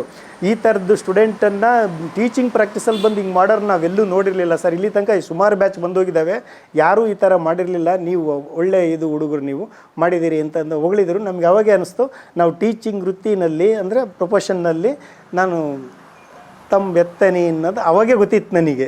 ಸೊ ಹಾಗಾಗಿ ಇಲ್ಲಿ ಜನತಾ ಸ್ಕೂಲಲ್ಲಿ ಹೋದ ತಕ್ಷಣ ಸ್ಟ್ರಿಕ್ಟಾಗಿ ಮಾಡಿದೆ. ಹುಡುಗರು ಅಷ್ಟೇ ಕಂಟ್ರೋಲ್ ಆಗಿರೋರು. ಹಾಗಾಗಿ ಸ್ವಾಮೀಜಿಗೆ ತುಂಬ ಇಷ್ಟ ಆಗೋಗ್ಬಿಟ್ಟೆ.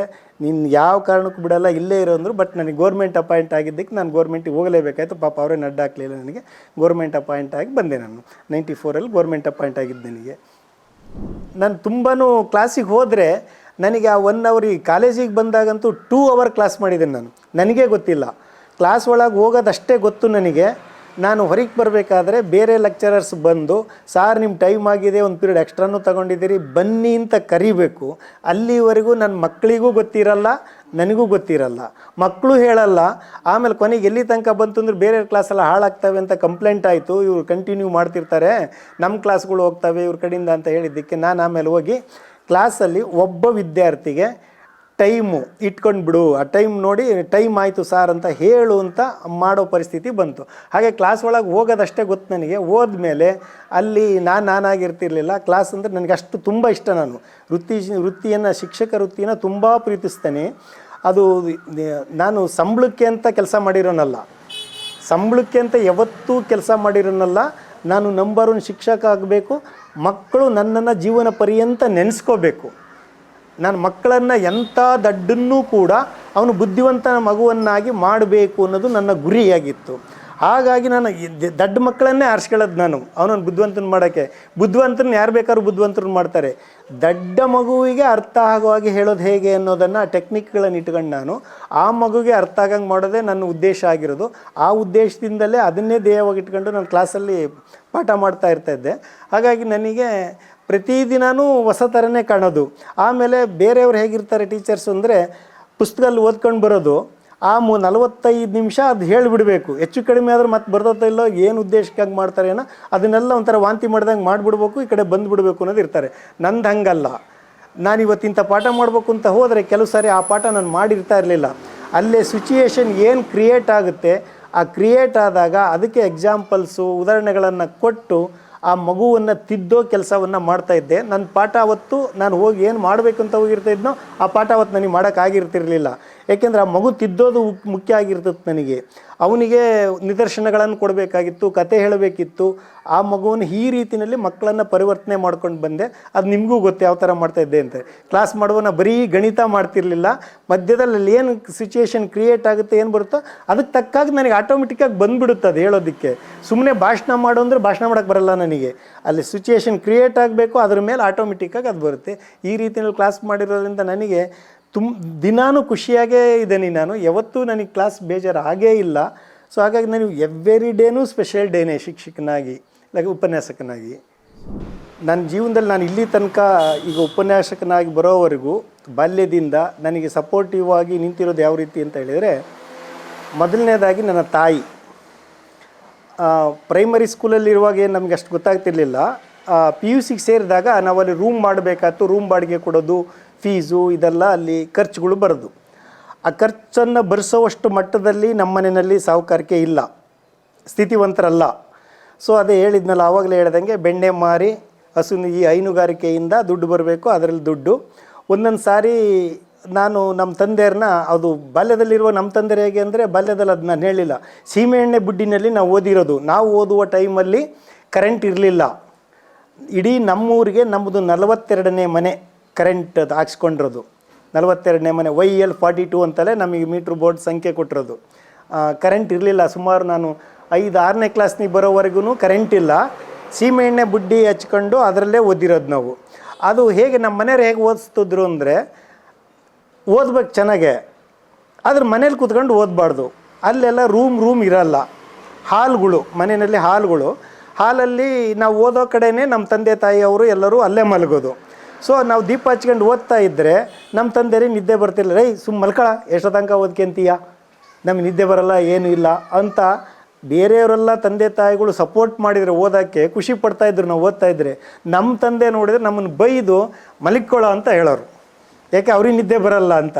ಅಂಥ ಪರಿಸ್ಥಿತಿನಲ್ಲಿ ನಾನು ಓದಿರೋದು. ಇಂಥ ಪರಿಸ್ಥಿತಿ ನಮ್ಮ ತಾಯಿಗೆ ಓದಿಸ್ಬೇಕು ಅಂತ, ಮಕ್ಕಳನ್ನಾರೇ ಓದಬೇಕು, ಈ ಕಷ್ಟ ಬಗೆಹರಿಬೇಕು ಅಂದರೆ ನನ್ನ ಮಕ್ಕಳು ಬುದ್ಧಿವಂತರಾಗಬೇಕು, ನಮ್ಮ ಮಕ್ಕಳು ಯಾವ್ದಾದ್ರು ನೌಕರಿ ಹೋಗ್ಬೇಕು ಅನ್ನೋದು ನಮ್ಮ ತಾಯಿಗೆ ಮಹದಾಸೆ.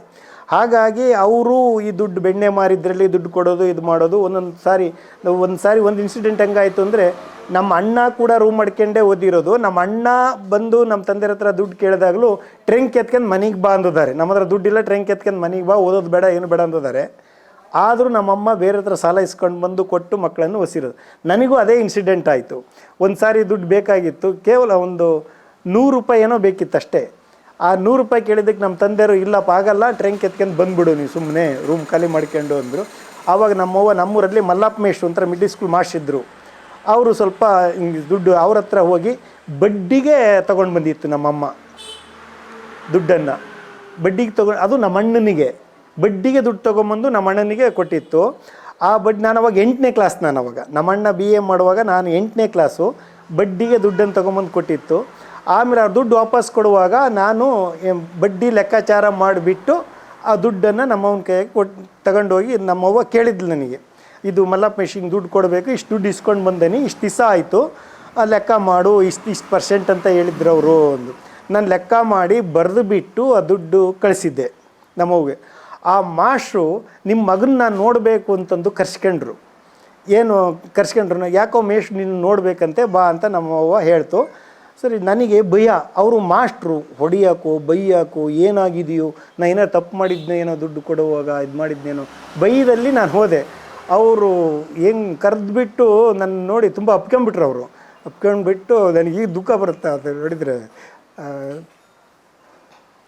ಏನು ಓದ್ತೀಯ ಅಂತ ಕೇಳಿದ್ರೆ 8ನೇ ಕ್ಲಾಸ್ ಅಂತೆ. ಅಲ್ಲಪ್ಪ, ನೀನು 8ನೇ ಕ್ಲಾಸ್ನಿಗೆ ಇಷ್ಟು ಜನ ಲೆಕ್ಕ ಮಾಡಿ ಕಳಿಸಿದೆಯಲ್ಲ, ಅದು ಹೇಗೆ ಅಂತ, ಅದು ಸಂತೋಷಕ್ಕೆ ಹೇಗೆ ಗೊತ್ತಿಲ್ಲ ನನಗೆ.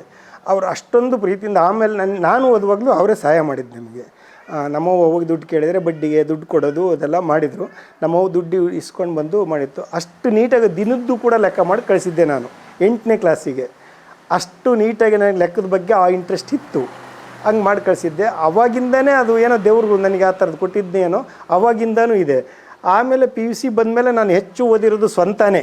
ಕಾಲೇಜಲ್ಲಿ ಏನೂ ಅರ್ಥ ಆಗಲಿಲ್ಲ ಅಂತ ಅವಾಗ ಹೇಳಿದ್ನಲ್ಲ, ಕಾಲೇಜಲ್ಲಿ ಏನೂ ಅರ್ಥ ಆಗ್ತಿರ್ಲಿಲ್ಲ. ಎಕ್ಸಾಮ್ ಒಂದು 3-4 ತಿಂಗಳಿದೆ ಅಂದಾಗ ನಾನು ಶಿವಮೊಗ್ಗದಿಂದ ರೂಮ್ ಬಿಟ್ಟು ಊರಲ್ಲೇ ಇದ್ಬಿಡ್ತಿದ್ದೆ, ಕಾಲೇಜಿಗೆ ಹೋಗ್ತಿಲ್ಲ. ಅದು ಸ್ಟಡಿ ಹಾಲಿಡೇ ಅಂತ ಕೊಡೋರು ಅವಾಗ.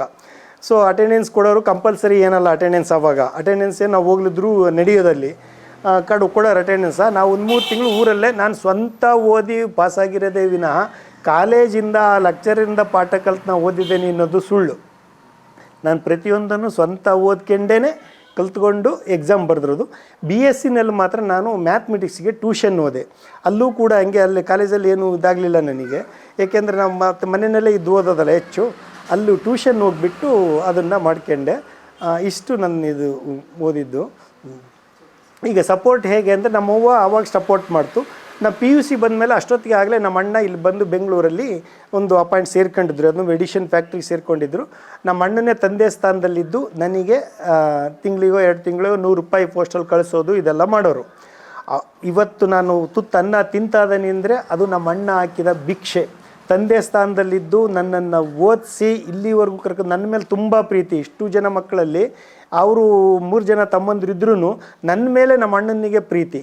ಒಂದು ಪಿಕ್ಚರಿಗೆ ಕರ್ಕೊಂಡೋಗಿದ್ದಾರೆ ಅಂದರೆ ನಮ್ಮ ಅಣ್ಣ ನನ್ನನ್ನೇ, ಅವರಿಬ್ಬರನ್ನ ಕರ್ಕೊಂಡೋಗಿಲ್ಲ. ಮತ್ತು ಒಂದು ಹೋಟ್ಲಿಗೆ ಕರ್ಕೊಂಡೋಗಿ ಏನಾದ್ರು ತಿನ್ಸ್ಕೊಂಡು ಬಂದಾರೆ ಅಂದರೆ ನನಗೆ ಮಾತ್ರ. ಅವ್ರಿಗೇನೋ ನಮ್ಮ ಮನೆಯಲ್ಲಿ ಇವನೊಬ್ಬ ಬುದ್ಧಿವಂತ ಅಂತ ಇತ್ತೋ ಏನೋ, ಹಾಗಾಗಿ ನನಗೆ ಹಂಗೆ ಮಾಡಿದರು. ಇನ್ನೊಬ್ಬ ಅಣ್ಣ ಅವ್ರು ಓದಲಿಲ್ಲ 7ನೇ ಕ್ಲಾಸಲ್ಲೇ. ಮತ್ತು ಎಲ್ಲರೂ ಓದ್ಕೊಂತ ಹೋದರೆ ದುಡಿಯೋರು ಯಾರಪ್ಪ, ನಮ್ಮಪ್ಪ ಊರು ಯಜಮಾನಿಕೆ ಮಾಡ್ತಾಯಿತ್ತು. ಹಾಗಾಗಿ ಹೊಲಗಳೆಲ್ಲ ನಮ್ಮವು ಬೀಳು. ಮಳೆ ಅಂದ್ರೆ ಮಳೆ, ಯಾವ ಟೈಮಿಗೆ ಸರಿಯಾಗಿ ಅಲ್ಲಿ ಕೆಲಸ ಮಾಡಲಿಲ್ಲ ಅಂದರೆ, ಕಳೆ ತೆಗಿಸ್ಲಿಲ್ಲ ಅಂದರೆ ಬೆಳೆ ಬರೋಲ್ಲ. ಸೊ ಇವರು ಊರು ಯಜಮಾನಿಕೆ ಮಾಡ್ಕೊಂಡು ಈಗ ಇದರಲ್ಲಿ ಇರೋರ ಎಲ್ಲ ಬೀಳೋದು. ನಾ 7ನೇ ಕ್ಲಾಸಲ್ಲಿ ನಮ್ಮ ಅಣ್ಣನ ಹತ್ಕೊಂಡು ನಮ್ಮವ್ವ ಮನೆಗೆ ಕರ್ಕೊಂಡು ಹೋದರು. ನಮ್ಮ ಅಣ್ಣನೊಬ್ಬರನ್ನ, ನೀನಾರು ವ್ಯವಸಾಯ ಮಾಡಂತೆ ಬಾರಪ್ಪ, ಸಾಕು ನೀನು ಓದೋದು ಬೇಡ, ಅವರು 3 ಓದಲಿ ಅಂತಂದು ಹೇಳಿ ಆ ಥರ ಮಾಡಿ ಕರ್ಕೊಂಡು. ನಮಗೆ ಅದು ಇನ್ನೂ ಬೇಜಾರಿದೆ ನಮಗೆ. ಆ ಅಣ್ಣ ನಮಗಿಂತ ಬುದ್ಧಿವಂತ. ಅವ್ರು ಓದಿದ್ರೆ ಅವರು ಒಂದು ದೊಡ್ಡ ಹುದ್ದೆನಲ್ಲಿರೋರು ಇದು ಇರೋರು ಅಂತಂದು. ಇವಾಗೆಲ್ಲ ಅನುಕೂಲವಾಗಿದ್ದೇವೆ, ಎಲ್ಲ ಕೋಟ್ಯಾಧೀಶರಾಗಿದ್ದೀವಿ ಈಗ. ಇವಾಗೇನಿಲ್ಲ, ಆಗಿನ ಪರಿಸ್ಥಿತಿನಲ್ಲಿ ನಾವು ತುಂಬ ಕಷ್ಟದಲ್ಲೇ ಇದ್ದುಬಿಟ್ಟು ಓದಿರೋದು. ಊರಲ್ಲಿ ನಮ್ಮ ಅಣ್ಣ ವ್ಯವಸಾಯ ಇದ್ದು, ತಮ್ಮ ಮಿಡ್ಲ್ ಸ್ಕೂಲ್ ಮಾಸ್ಟ್ರು ನೋಡ್ಕೊಳ್ತಾರೆ. ಇಲ್ಲಿ ನಮ್ಮ ಅಣ್ಣ, 2 ಅಕ್ಕಂದರು, ನಾನು ಇಲ್ಲಿದ್ದೇವೆ. ಇದು ನಮ್ಮ ಸಪೋರ್ಟಿವ್ ಆಗಿ ನಿಂತಿರೋದು ಅಂದರೆ ನಮ್ಮ ಅಣ್ಣನೇ. ಅವರೇ ನಮ್ಮನ್ನೆಲ್ಲದನ್ನೂ, ನನ್ನ ಸಂಪೂರ್ಣ ಜವಾಬ್ದಾರಿ ನಮ್ಮ ಅಣ್ಣನೇ ತಗೊಂಡು ನನ್ನನ್ನು ಇಲ್ಲಿ ತನಕ ತಂದು ನಿಲ್ಲಿಸಿರೋದು. ಹಾಗಾಗಿ ನಾನು ನಮ್ಮ ಅಣ್ಣನಿಗೆ ಎಷ್ಟು ಜನ್ಮ ಎತ್ತಿದ್ರೂ ಅವರ ಇದನ್ನು ನಾನು ತೀರ್ಸೋಕ್ಕಾಗೋದು ಇಲ್ಲ, ನಾನು ಅದನ್ನು ಅಂದ್ಕೊಳ್ಳೋದು ಇಲ್ಲ. ಅದಕ್ಕೆ ನನಗೆ ಯಾವ್ಯಾವ ಜನ್ಮದಲ್ಲೂ ನಾನು ಆ ಅಣ್ಣನಿಗೆ ತಮ್ಮನಾಗಿ ಹುಟ್ಟಬೇಕು ಅನ್ಕೊಂಡಿದ್ದೀನಿ. ಅವ್ರೊಂಥರ ಶ್ರೀರಾಮ ಇದ್ದಂಗೆ, ಬೇರೆ ರಂಗ ಏನೋ ಅವ್ರ ಸ್ವಾರ್ಥ ಇಲ್ಲ. ತಮ್ಮಂದರು, ತಂಗಿ, ಅಕ್ಕಂದರು ಮನೆಗೆ ಅಂತಲೇ ತಂದೆ ಸ್ಥಾನದಲ್ಲಿ ನಿಂತ್ಕೊಂಡು ಅವ್ರ ಜೀವನ ಹಾಳಾದ್ರೂ ಅವರು ಮನೆಗೆ ಅಂತಲೇ ತಮ್ಮ ಜೀವನವನ್ನು ತೆಗೆದಿದ್ದಾರೆ ವಿನಃ ಅವರು ಸ್ವಂತ ಸೆಲ್ಫಿಸ್ ಆಗಿಲ್ಲ. ಆ ಥರದ್ದು ನಾನು 1000ಕ್ಕೊಬ್ಬರು 1,00,000ಕ್ಕೊಬ್ಬರು ಇರ್ಬೋದೇನೋ ರಾಮನಂತ ಅಣ್ಣ. ಆ ಅಣ್ಣನಿಂದ ನಾನು ಇವತ್ತು ಈ ಸ್ಥಾನಕ್ಕೆ ಬಂದಿದ್ದೀನಿ. ಅವ್ರಿಗೆ ಎಷ್ಟು ಕೃತಜ್ಞತೆ ನನ್ನ ಕೈಲಿ ಹೇಳೋಕ್ಕೆ ಅಸಾಧ್ಯ. ಆದರೂ ಕೃತಜ್ಞತೆಯನ್ನು ನಮ್ಮ ಅಣ್ಣನಿಗೆ ನಾನು ಸಲ್ಲಿಸ್ತೇನೆ. ಅದನ್ನು ಪುಸ್ತಕ ಪರಿಷ್ಕರಣೆಯಲ್ಲಿ ಕಾಂಟ್ರವರ್ಸಿ ಆಯಿತು ಮೊನ್ನೆ ಎಲ್ಲ. ನನಗೆ ಗೊತ್ತಿದ್ದ ಹಾಗೆ ಈ ಹಿಂದಿರೋ ಪಾಠಗಳು ಯಾವುದನ್ನು ಯಾರ್ದಾದ್ರೂ ಒಂದು ಕಥೆಯನ್ನು ಅವರು ಹಾಕಿದರೆ ಅದನ್ನು ತೆಗಿಬಾರ್ದು. ಬೇಕಾದ್ರೆ ಇವರು ಎಕ್ಸ್ಟ್ರಾ ಇನ್ನೂ ಪಾಠಗಳನ್ನು ಸೇರಿಸ್ಲಿ, ಇದ್ದುದನ್ನು ತೆಗಿಯೋದು, ತಿರ್ಚಾಕೋದು ಇದೆಲ್ಲ ಮಾಡಲೇಬಾರ್ದು. ಆ ಥರದಲ್ಲಿ ಪಾಠವನ್ನು ಇಡಬೇಕು. ಇದು ಲ್ಯಾಂಗ್ವೇಜಿಗೆ ಮಾತ್ರ ಈ ಥರ ಆಗಿದೆ ಅಂತ ಕಾಣುತ್ತೆ. ಇನ್ನು ಐಚ್ಛಿಕ ವಿಷಯಗಳಲ್ಲಿ ಬಂದರೆ ಅಲ್ಲಿ ಹೇಗಿರ್ಬೇಕು ಪಾಠಗಳು ಅಂದರೆ, ಅದು ನಮ್ಮ ನಿತ್ಯ ಜೀವನದಲ್ಲಿ ನಾವು ಬಳಸ್ತಕ್ಕಂಥ ವಸ್ತುಗಳ ಬಗ್ಗೆ ಅಲ್ಲಿರಬೇಕು. ಫಾರ್ ಎಕ್ಸಾಂಪಲ್ಲು, ಉದಾಹರಣೆಗೆ ಕರೆಂಟ್ ಬಗ್ಗೆ ಸರಿಯಾದ ಮಾಹಿತಿಯನ್ನು ಅಲ್ಲಿ ಕೊಟ್ಟಿದ್ರೆ ಅದು ಹೇಗೆ ಉತ್ಪತ್ತಿಯಾಗುತ್ತೆ, ಅದು ಹೇಗೆ ಕೆಲಸ ಮಾಡುತ್ತೆ, ಅದನ್ನು ಒಳ್ಳೆಯದಕ್ಕೆ ಹೇಗೆ ಬಳಸ್ಬೋದು, ಕೆಟ್ಟದ್ದಕ್ಕೆ ಹೇಗೆ ಬಳಸ್ಬೋದು, ಯಾವ್ಯಾವ ತಪ್ಪನ್ನು ಮಾಡಿದರೆ ಏನಾಗುತ್ತೆ, ಈ ಎಲ್ಲ ವಸ್ತುಗಳು ಯಾವ ರೀತಿಯಲ್ಲಿ ಕೆಲಸ ಮಾಡ್ತವೆ ಅನ್ನೋದನ್ನೆಲ್ಲ ಮಾಹಿತಿನ ಸಂಪೂರ್ಣವಾಗಿ ಕೊಟ್ಟಿದ್ರೆ. ನಾನು ಹೈಸ್ಕೂಲ್ ವೃತ್ತಿ ಪ್ರಾರಂಭ ಮಾಡಿದಾಗ ಅದ್ರ ಬಗ್ಗೆ ಇತ್ತು ಅದೆಲ್ಲನ. ಇವಾಗೆಲ್ಲ ಚೇಂಜ್ ಮಾಡಿಬಿಡ್ತಾರೆ. ಈಗ ನಿನ್ನೆ ತಾನೇ ಈ ಟಿ ವಿನಲ್ಲಿ ತೋರಿಸಿದ್ರು, ಗಣೇಶನ ವಿಸರ್ಜನೆಗೆ ಹೋಗಿ ಪೆಂಡಲಲ್ಲಿ ಕರೆಂಟ್ ಹೊಡೆದು ಜನಗಳು ಸಾಯ್ತಾ ಇದ್ದಾರೆ. ಕರೆಂಟ್ ಹೊಡೆದು ಹೆಚ್ಚು ಜನ ಸಾಯ್ತಾ ಇದ್ದಾರೆ. ಇದಕ್ಕೇನು ಅಂದ್ರೆ ಕಾರಣ, ಆ ಕರೆಂಟ್ ಬಗ್ಗೆ ಹೆಚ್ಚಿನ ಮಾಹಿತಿ, ಅದು ಹೆಂಗೆ ಹೊಡೆಯುತ್ತೆ ಏನು ಅನ್ನೋದು ಇವರಿಗೆ ಇಲ್ಲದೇ ಇರೋದು. ಅದ್ರ ಬಗ್ಗೆ ಕರೆಕ್ಟಾಗಿ ಇನ್ಸುಲೇಟರ್ ಅಂದರೆ ಏನು, ಯಾವುದರಿಂದ ಅದನ್ನು ಮುಟ್ಟಬೇಕು, ಯಾವಾಗ ಹೊಡೆಯಲ್ಲ, ನಾವು ಯಾವ ಥರ ಡ್ರೆಸ್ ಹಾಕ್ಕೊಂಡಿರಬೇಕು, ನಾವು ಹೇಗೆ ಡಿಸ್ಕನೆಕ್ಟ್ ಮಾಡ್ಕೊಳ್ಳೋದು, ಇದೆಲ್ಲ ಮಾಹಿತಿಗಳು ಇದ್ದಿದ್ದರೆ ಆ ರೀತಿ ಆಗ್ತಿರಲಿ. ಈ ಐಚ್ಛಿಕ ವಿಷಯಗಳಲ್ಲಿ ಆ ಥರದ್ದಿರಬೇಕು. ನಮ್ಮ ನಿತ್ಯ ಜೀವನದಲ್ಲಿ ಜನಕ್ಕೆ ಏನೇನು ವಸ್ತುಗಳನ್ನು ಬಳಸ್ತಾ ಇದ್ದೇವೆ, ಅವುಗಳು ಹೇಗೆ ಬಳಸಬೇಕು, ಹೇಗೆ ಉತ್ಪತ್ತಿ ಆಗ್ತವೆ, ಅವನ್ನ ಹೇಗೆ ತಯಾರು ಮಾಡೋದು, ಈ ಎಲ್ಲ ಸಂಬಂಧಪಟ್ಟ ಹಾಗೆ ಪಾಠಗಳನ್ನು ರೂಪಿಸಿದರೆ ಅದು ಮಕ್ಕಳಿಗೆ ಅನುಕೂಲ ಆಗುತ್ತೆ. ಇವರು ಬರೀ ಪರೀಕ್ಷೆ ದೃಷ್ಟಿಯಿಂದ ಎಕ್ಸಾಮ್ ಇಡೋದು, ಯಾವ ರಾಜಕೀಯ ಪಕ್ಷಿಗಳು ಅವ್ರು ಏನು ಹೇಳ್ತಾರೋ ಅವ್ರು ಹೇಳಿದ್ದನ್ನು ಇಲ್ಲಿ ಅಳವಡಿಸೋದು, ಯಾರೋ ಬಂದು ಅವ್ರದ್ದೇನೋ ಉದ್ದೇಶಗಳನ್ನ ಇಟ್ಕೊಂಡು ಮಾಡೋದು, ಮಕ್ಕಳ ಉದ್ದೇಶವನ್ನು ಬಿಟ್ಟುಬಿಡಿದಾರೆ. ಇವಾಗ ಮಕ್ಕಳು ಉದ್ಧಾರ ಆಗಲಿ ಅಂತ ಯಾರೂ ಪಾಠ ಸರ್ಕಾರನೂ ಮಾಡಿಸ್ತಾ ಇಲ್ಲ, ಈ ಟೀಚರ್ಸು ಮಾಡ್ತಾ ಇಲ್ಲ. ಹೆಚ್ಚಾನೆಚ್ಚು ಟೀಚರ್ಸ್ಗಳು ಸಂಬಳಕ್ಕಾಗಿಯೇ ಪಾಠ ಮಾಡ್ತಾ ಇದ್ದಾರೆ. ಮಕ್ಕಳಿಗೋಸ್ಕರ ಅಂತ ಪಾಠ ಮಾಡ್ತಾ ಇರೋರು ತುಂಬ ಕಡಿಮೆ ಜನ. ಅವರಿಗೆ ಕಾರಣವೂ ಇರ್ಬೋದೋ ಏನೋ. ಯಾಕೆಂದರೆ ಇಲ್ಲಿ ಹೈಯರ್ ಆಫೀಸರ್ಗಳು ಏನು ಮಾಡ್ತಾರೆ, ನೋಟ್ಸ್ ಆಫ್ ಲೆಸನ್ ಬರ್ದೀಯಾ, ಪ್ರೂಫ್ ಕೇಳ್ತಾರೆ. ರಿಸಲ್ಟ್ ಕೊಡಲಿಲ್ಲ ಅಂದರೆ ಪ್ರೂಫ್ ಕೇಳ್ತಾರೆ. ಇವರು ರಿಸಲ್ಟ್ ಕೊಡಬೇಕು ಅಂದರೆ ಇಷ್ಟೊಳಗಿಂಥ ಪಾಠಗಳನ್ನು ಮುಗಿಸ್ಬೇಕು ಮಾಡಬೇಕು. ಹಾಗಾಗಿ ಇವರು ಪಾಠ ಮುಗಿಸೋಕ್ಕೆ ಅಂತ ಪಾಠ ಮಾಡ್ತಾರೆ ವಿನ ಮಕ್ಕಳಿಗೆ ಕಲಿಸೋಕ್ಕೆ ಅಂತ ಪಾಠ ಮಾಡಲ್ಲ. ನಾವು ಆಗ ಮಾಡ್ತಿರ್ಲಿಲ್ಲ, ನಾವು ಈಗೂ ಆಗ ಮಾಡಲ್ಲ. ಪಾಠ ಮುಗ್ಸೋಕ್ಕೆ ಅಂತ ಪಾಠ ಮಾಡಲ್ಲ, ಮಕ್ಕಳಿಗೆ ಅರ್ಥ ಆಗೋಕ್ಕೆ ಅಂತ ಪಾಠ ಮಾಡ್ತೀವಿ. ಇವತ್ತಾಗಲಿದ್ರೆ ನಾಳೆ ಮುಗ್ಸಾನೆ ಅನ್ನೋ ಪಾಠ ಅನ್ಕೊತೀವಿ. ಅವರಿಗೆ ಹೈಯರ್ ಆಫೀಸರಿಗೆ ಹೇಳೋ ಧೈರ್ಯನೂ ಇಲ್ವೋ ಏನು ಕಥೆನೋ. ಹಾಗಾಗಿ ಅವ್ರ ಆಫೀಸರ್ಗಳಿಗೆ ಹೆದರ್ಕೊಂಡು ಪಾಠ ಮುಗಿಸ್ಬೇಕಲ್ಲಪ್ಪ ಅನ್ನೋದಕ್ಕೆ ಪಾಠ ಮಾಡೋದು. ಮತ್ತು ಫೇಲ್ ಆಗಿದ್ದಕ್ಕೆ ಕಾರಣ ಏನಂದರೆ ದಾಖಲೆ ಕೊಡಬೇಕಲ್ಲ, ಅದಕ್ಕೆ ಅಂತ ಇವರೆಲ್ಲ ದಾಖಲೆಗಳನ್ನು ರೆಡಿ ಮಾಡೋದು. ಟೀಚಿಂಗ್ ಮಾಡೋದಕ್ಕಿಂತ, ಮಕ್ಕಳಿಗೆ ಪಾಠ ಹೇಳ್ಕೊಡೋದು ಕಲಿಸೋದಕ್ಕಿಂತ ಈಗಿನ ಶಿಕ್ಷಕರು ರೆಕಾರ್ಡ್ಗಳನ್ನು ತಯಾರು ಮಾಡೋದ್ರಲ್ಲೇ, ರೆಕಾರ್ಡ್ಗಳನ್ನು ಅಭಿವೃದ್ಧಿಪಡಿಸೋದ್ರಲ್ಲೇ, ಬರೆದಿಡೋದ್ರಲ್ಲೇ, ಆ ಬಿಲ್ಟಪ್ ಮಾಡೋದ್ರಲ್ಲೇ ಹೆಚ್ಚು ಕಾಲ ಕಳೀತಾ ಇದ್ದಾರೆ ಅನ್ನೋದು ನನಗೆ ಕಂಡು ಬಂದಿರೋದು. ಇದು ಬದಲಾಗಬೇಕು. ರೆಕಾರ್ಡ್ಗಳನ್ನೆಲ್ಲ ಕೇಳೋದು, ಮಕ್ಕಳಿಗೆ ಏನು ಕಲಿಸಿದ್ದೀರಿ ಅನ್ನೋದು ಪರೀಕ್ಷೆ. ಯಾವುದೇ ಆಫೀಸರ್ ಬಂದರೆ ಮಕ್ಕಳಿಗೆ ನೀ ಏನನ್ನು ಕಲಿಸಿದಿ ಅನ್ನೋದನ್ನು ಇನ್ಸ್ಪೆಕ್ಷನ್ ಮಾಡಬೇಕೇ ವಿನಃ ರೆಕಾರ್ಡ್ ಏನಿಟ್ಟಿದೆಯಾ ಅನ್ನೋದು ಇನ್ಸ್ಪೆಕ್ಷನ್ ಮಾಡೋದಲ್ಲ. ರೆಕಾರ್ಡ್ಗಳನ್ನು ಬಿಟ್ಬಿಡಬೇಕು. ಇಷ್ಟು ಮಕ್ಕಳಲ್ಲಿ ನೀವು ಏನನ್ನು ಕಲಿಸಿದ್ದೀರಿ ಅಂತ ಅಲ್ಲಿ ಚೆಕ್ ಮಾಡಬೇಕು. ಅವರು ಮಕ್ಕಳು ಚೆಕ್ ಮಾಡಿಬಿಟ್ಟು ನೋಡಬೇಕು. ಆಮೇಲೆ 85% ಮಗು ಶಾಲೆಗೆ ಬಂದಿದೆ ಅಂತ ಪಾಸ್ ಮಾಡಿ ಅಂತ ಹೇಳೋದಲ್ಲ, ಮಗು ಕಲ್ತಿದೆಯಾ ಇಲ್ವಾ ಅನ್ನೋದನ್ನು ನೋಡಬೇಕು.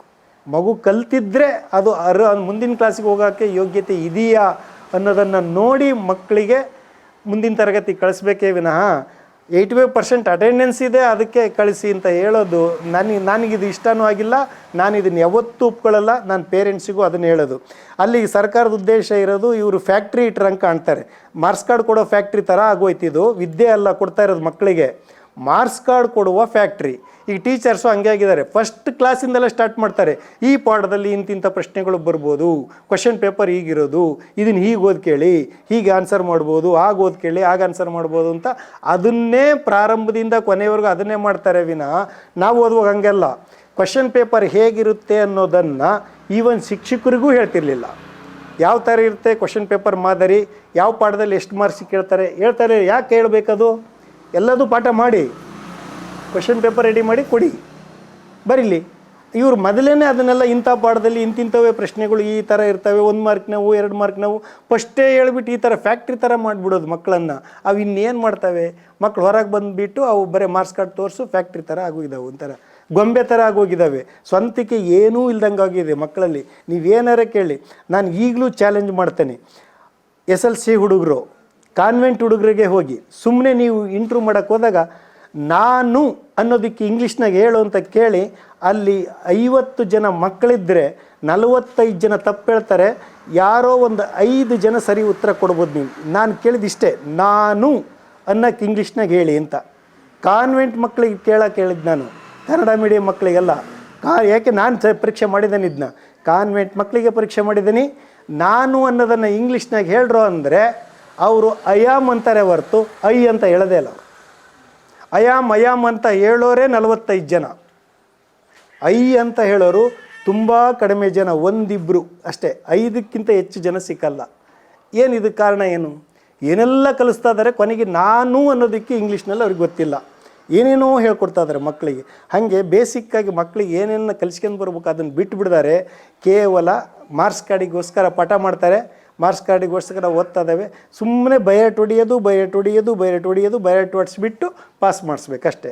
ಇವರು ಪ್ರಶಸ್ತಿಗಳು ಕೊಡೋದು, ಪ್ರಥಮ ಸ್ಥಾನ ಬಂತು, ಫಸ್ಟ್ ರ್ಯಾಂಕ್ ಬಂತು, ಈ ಶಾಲೆ 100% ರಿಸಲ್ಟ್ ತಂದಿದೆ, ಅದನ್ನು ಹೊಗಳೋದು, ಸಭೆಯಲ್ಲಿ ಫಂಕ್ಷನ್ ಮಾಡಿಬಿಟ್ಟು ಅವರಿಗೆ ಅಭಿನಂದನೆ ಸಲ್ಲಿಸೋದು, ಇದನ್ನು ಬಿಟ್ಟರೆ ಸರಿ ಹೋಗುತ್ತೆ. ಅವಾಗ ಆ ಅಭಿನಂದನೆ ಪಡೆಯೋಕ್ಕೋಸ್ಕರನೇ ಏನು ಮಾಡ್ತಾ ಇದ್ದಾರೆ?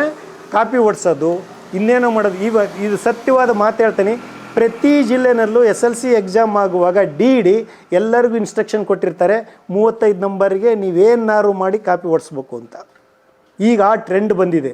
ಯಾವನು ಹೇಳ್ಕೊಳಕ್ಕೆ ಧೈರ್ಯ ಇಲ್ಲ. ಅದು ಯಾರು ಹೇಳಿದಾರೋ ಬಿಟ್ಟಿದಾರೋ, ಒಬ್ಬನೇ ಒಬ್ಬ DD ಇಲ್ಲ ನಾನು ಹೇಳಿಲ್ಲ ಅನ್ನೋದು ಇದ್ರ ಕರ್ಕೊಂಬರ್ಬೇಕಾರೆ ಪ್ರತಿ ಜಿಲ್ಲೆನಲ್ಲೂ 35 ನಂಬರ್ಗೆ ನೀವು ಕಾಪಿ ಓಡಿಸ್ಬಿಡಿ, ಯಾರು ಫೇಲ್ ಆಗಬಾರ್ದು, ಪಾಸ್ ಆಗಿಬಿಡಬೇಕು. ಅವರು ಚೀಪನ್ನು ಕರೆಸಿ ಹೇಳ್ತಾರೆ. ಅಲ್ಲಿ ಸುಮ್ಮನೆ ಸಿಟ್ಟಿಂಗ್ ಸ್ಕ್ವಾಡ್ ಅಂತ ಕಳಿಸೋದು ಸುಮ್ಮನೆ. ಅವ್ರು ಯಾರು ಹೋಗ್ಬಿಟ್ಟು ಸ್ಟ್ರಿಕ್ಟಾಗಿ ಇದು ಮಾಡ್ದೆ ಅಂದ ತಕ್ಷಣ ಸಾಯಂಕಾಲ ಅವ್ರಿಗೆ ಫೋನ್ ಮಾಡಿ ಸುಮ್ಮನೆ ಕೂತ್ಕೊಂಡು ಹೋಗಯ್ಯ, ಅವ್ರು ಏನೋ ಮಾಡ್ಕೊಂಡು ಹೋಗ್ತಾರೆ ಅನ್ನೋದನ್ನು ಹೆದರ್ಸ್ತಾರೆ ವಿನಃ, ಹಂಗೆ ಹೇಳಿ ಕಳಿಸ್ತಾರೆ ವಿನಃ ಮಕ್ಕಳು ಉದ್ಧಾರ ಆಗಲಿ, ಸ್ವಂತ ಬರಲಿ, ಸ್ಟ್ರಿಕ್ಟಾಗಿ ಎಕ್ಸಾಮ್ ಬರೆಸ್ಬೇಕು, ಇವೆಲ್ಲ ಸುಳ್ಳು. ಎಲ್ಲದು ಸುಳ್ಳು. ಎಲ್ಲ ರೆಕಾರ್ಡ್ ತೋರಿಸೋದು, ನಾಮಕಾವಸ್ಥೆ, ಜನ ಮೆಚ್ಚಿಸೋದಕ್ಕೆ ಮಾಡ್ತಾ ಇದ್ದಾರೆ ವಿನಃ ರಿಯಾಲಿಟಿನೇ ಬೇರೆ ಇದೆ. ಶಿಕ್ಷಣದಲ್ಲಿ ಬದಲಾವಣೆ ಅಂತ ಹೇಳಿದರೆ, ಮೊದಲನೇದಾಗಿ ನಾನು ವಿದ್ಯಾರ್ಥಿಗಳನ್ನು ದೃಷ್ಟಿಯಲ್ಲಿಟ್ಟುಕೊಂಡು ಹೇಳೋದಾದರೆ, ಒಂದು ಶಾಲೆಯಲ್ಲಿ ಅಥವಾ ಒಂದು ಕಾಲೇಜಲ್ಲಿ ಶಿಕ್ಷಕರು 5 ವರ್ಷಕ್ಕಿಂತ ಮೇಲ್ಪಟ್ಟು ಇರಬಾರ್ದು. ಕಂಪಲ್ಸರಿ ಟ್ರಾನ್ಸ್ಫರ್ ಅಂತ ಇಡಬೇಕು. ಇದು ITI ಕಾಲೇಜ್ಗಳಲ್ಲಿ ಇದೆ ಆ ಸಿಸ್ಟಮ್ಮು. ಎಲ್ಲರೂ ಅಪ್ಲಿಕೇಶನ್ ಹಾಕಿಬಿಡಬೇಕು. 5 ವರ್ಷ ಆದವರೆಲ್ಲ ಅಪ್ಲಿಕೇಶನ್ ಹಾಕಿಬಿಡಬೇಕು. ಬೇರೆ ಕಡೆಗೆ ಅವರನ್ನು ಟ್ರಾನ್ಸ್ಫರ್ ಮಾಡೋವಂಥ ರಿಕ್ವೆಸ್ಟ್ ಟ್ರಾನ್ಸ್ಫರೇ ಆಗಿರುತ್ತೆ. ಅದು ಬೇರೆ ಕಡೆಗೆ ಟ್ರಾನ್ಸ್ಫರ್ ಮಾಡೋದ್ರಿಂದ ಆಗ ಶಿಕ್ಷಕರು ಹೊಸ ಶಾಲೆಗೆ ಹೋಗೋದ್ರಿಂದ ಹೊಸ ಉರುಪಲ್ಲಿರ್ತಾರೆ. ಆ ಉರುಪಿನಲ್ಲಿ ಅವರು ಮತ್ತೆ ಹೊಸ ಜಾಗ ಆಗಿರೋದ್ರಿಂದ ಚೆನ್ನಾಗೇ ಬೋಧನೆ ಮಾಡ್ತಾರೆ, ಚೆನ್ನಾಗಿ ಅವ್ರ ಕೆಲಸದಲ್ಲಿ ಅವ್ರು ತೊಡಗಿಸ್ಕೊಳ್ತಾರೆ. ಇಲ್ಲಾಂದ್ರೆ ಏನಾಕತಿ, ಒಂದೇ ಕಡೆ ಪರ್ಮನೆಂಟಾಗಿ 15 ವರ್ಷ 20 ವರ್ಷ ಇರೋದ್ರಿಂದ ಅವರಲ್ಲಿ ಕುದುರ್ಕೊಂಡು ಬಿಟ್ಟಿರ್ತಾರೆ. ಅಲ್ಲೇ ಊರಿನ ಲೀಡ್ರುಗಳು, ಮುಖ್ಯಸ್ಥರು ಎಲ್ಲದನ್ನು ಪರಿಚಯ ಆಗಿರೋದ್ರಿಂದ ಅವರು ಆಡಿದ್ದೇ ಆಟ ಆಗೋಗ್ಬಿಡುತ್ತೆ. ಇದು ಒಂದು ಬದಲಾವಣೆಯನ್ನು ತರಬೇಕು ಅನ್ನೋದು ನನ್ನ ವೈಯಕ್ತಿಕ ಅಭಿಪ್ರಾಯ. ಎರಡನೇದು, ಎಲ್ಲ ಶಾಲೆಗಳಿಗೂ ಶಿಕ್ಷಣ ಒಂಥರ ಸಮಾನವಾಗಿ ಹಂಚಿಕೆ ಆಗಬೇಕು. ಫಾರ್ ಎಕ್ಸಾಂಪಲ್ ವೃತ್ತಿ ಶಿಕ್ಷಕರನ್ನು ಹಾಕ್ತಾರೆ.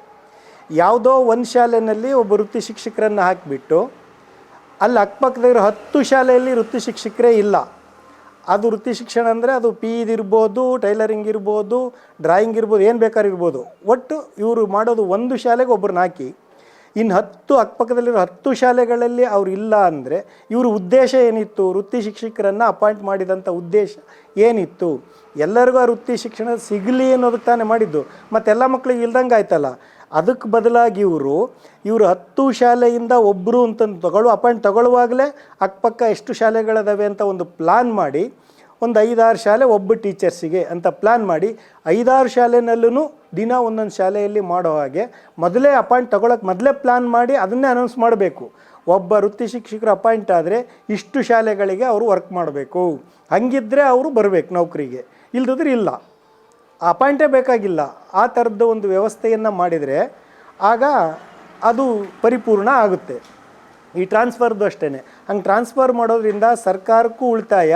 ಇದು HRA ಇರೋ ಪ್ಲೇಸು ನನಗೆ ಅದೇ ಬೇಕು, ಹಳ್ಳಿನಲ್ಲೇ ಇರಬೇಕಾ, C ಪ್ಲೇಸು A ಪ್ಲೇಸು ಅಂತ ಯಾರು ಜಗಳ ಆಡೋದೇ ಇಲ್ಲ. ಅವಾಗ ಕಾಮನ್ನಾಗಿ 5 ವರ್ಷ ಆದ ತಕ್ಷಣ ಸೀನಿಯರಿಟಿ ಮೇಲೆ ಎಲ್ಲರಿಗೂ ಟ್ರಾನ್ಸ್ಫರ್ ಅಂತಂದು ಅದು ಹೇಳಿಬಿಟ್ರೆ ಎಲ್ಲರೂ ಸುಮ್ಮನೆ ಅವ್ರವ್ರ ಸೀನಿಯರಿಟಿ ಮೇಲೆ ಆಯ್ಕೆ ಮಾಡ್ಕೊತಾರೆ, ಹೋಗ್ತಿರ್ತಾರೆ.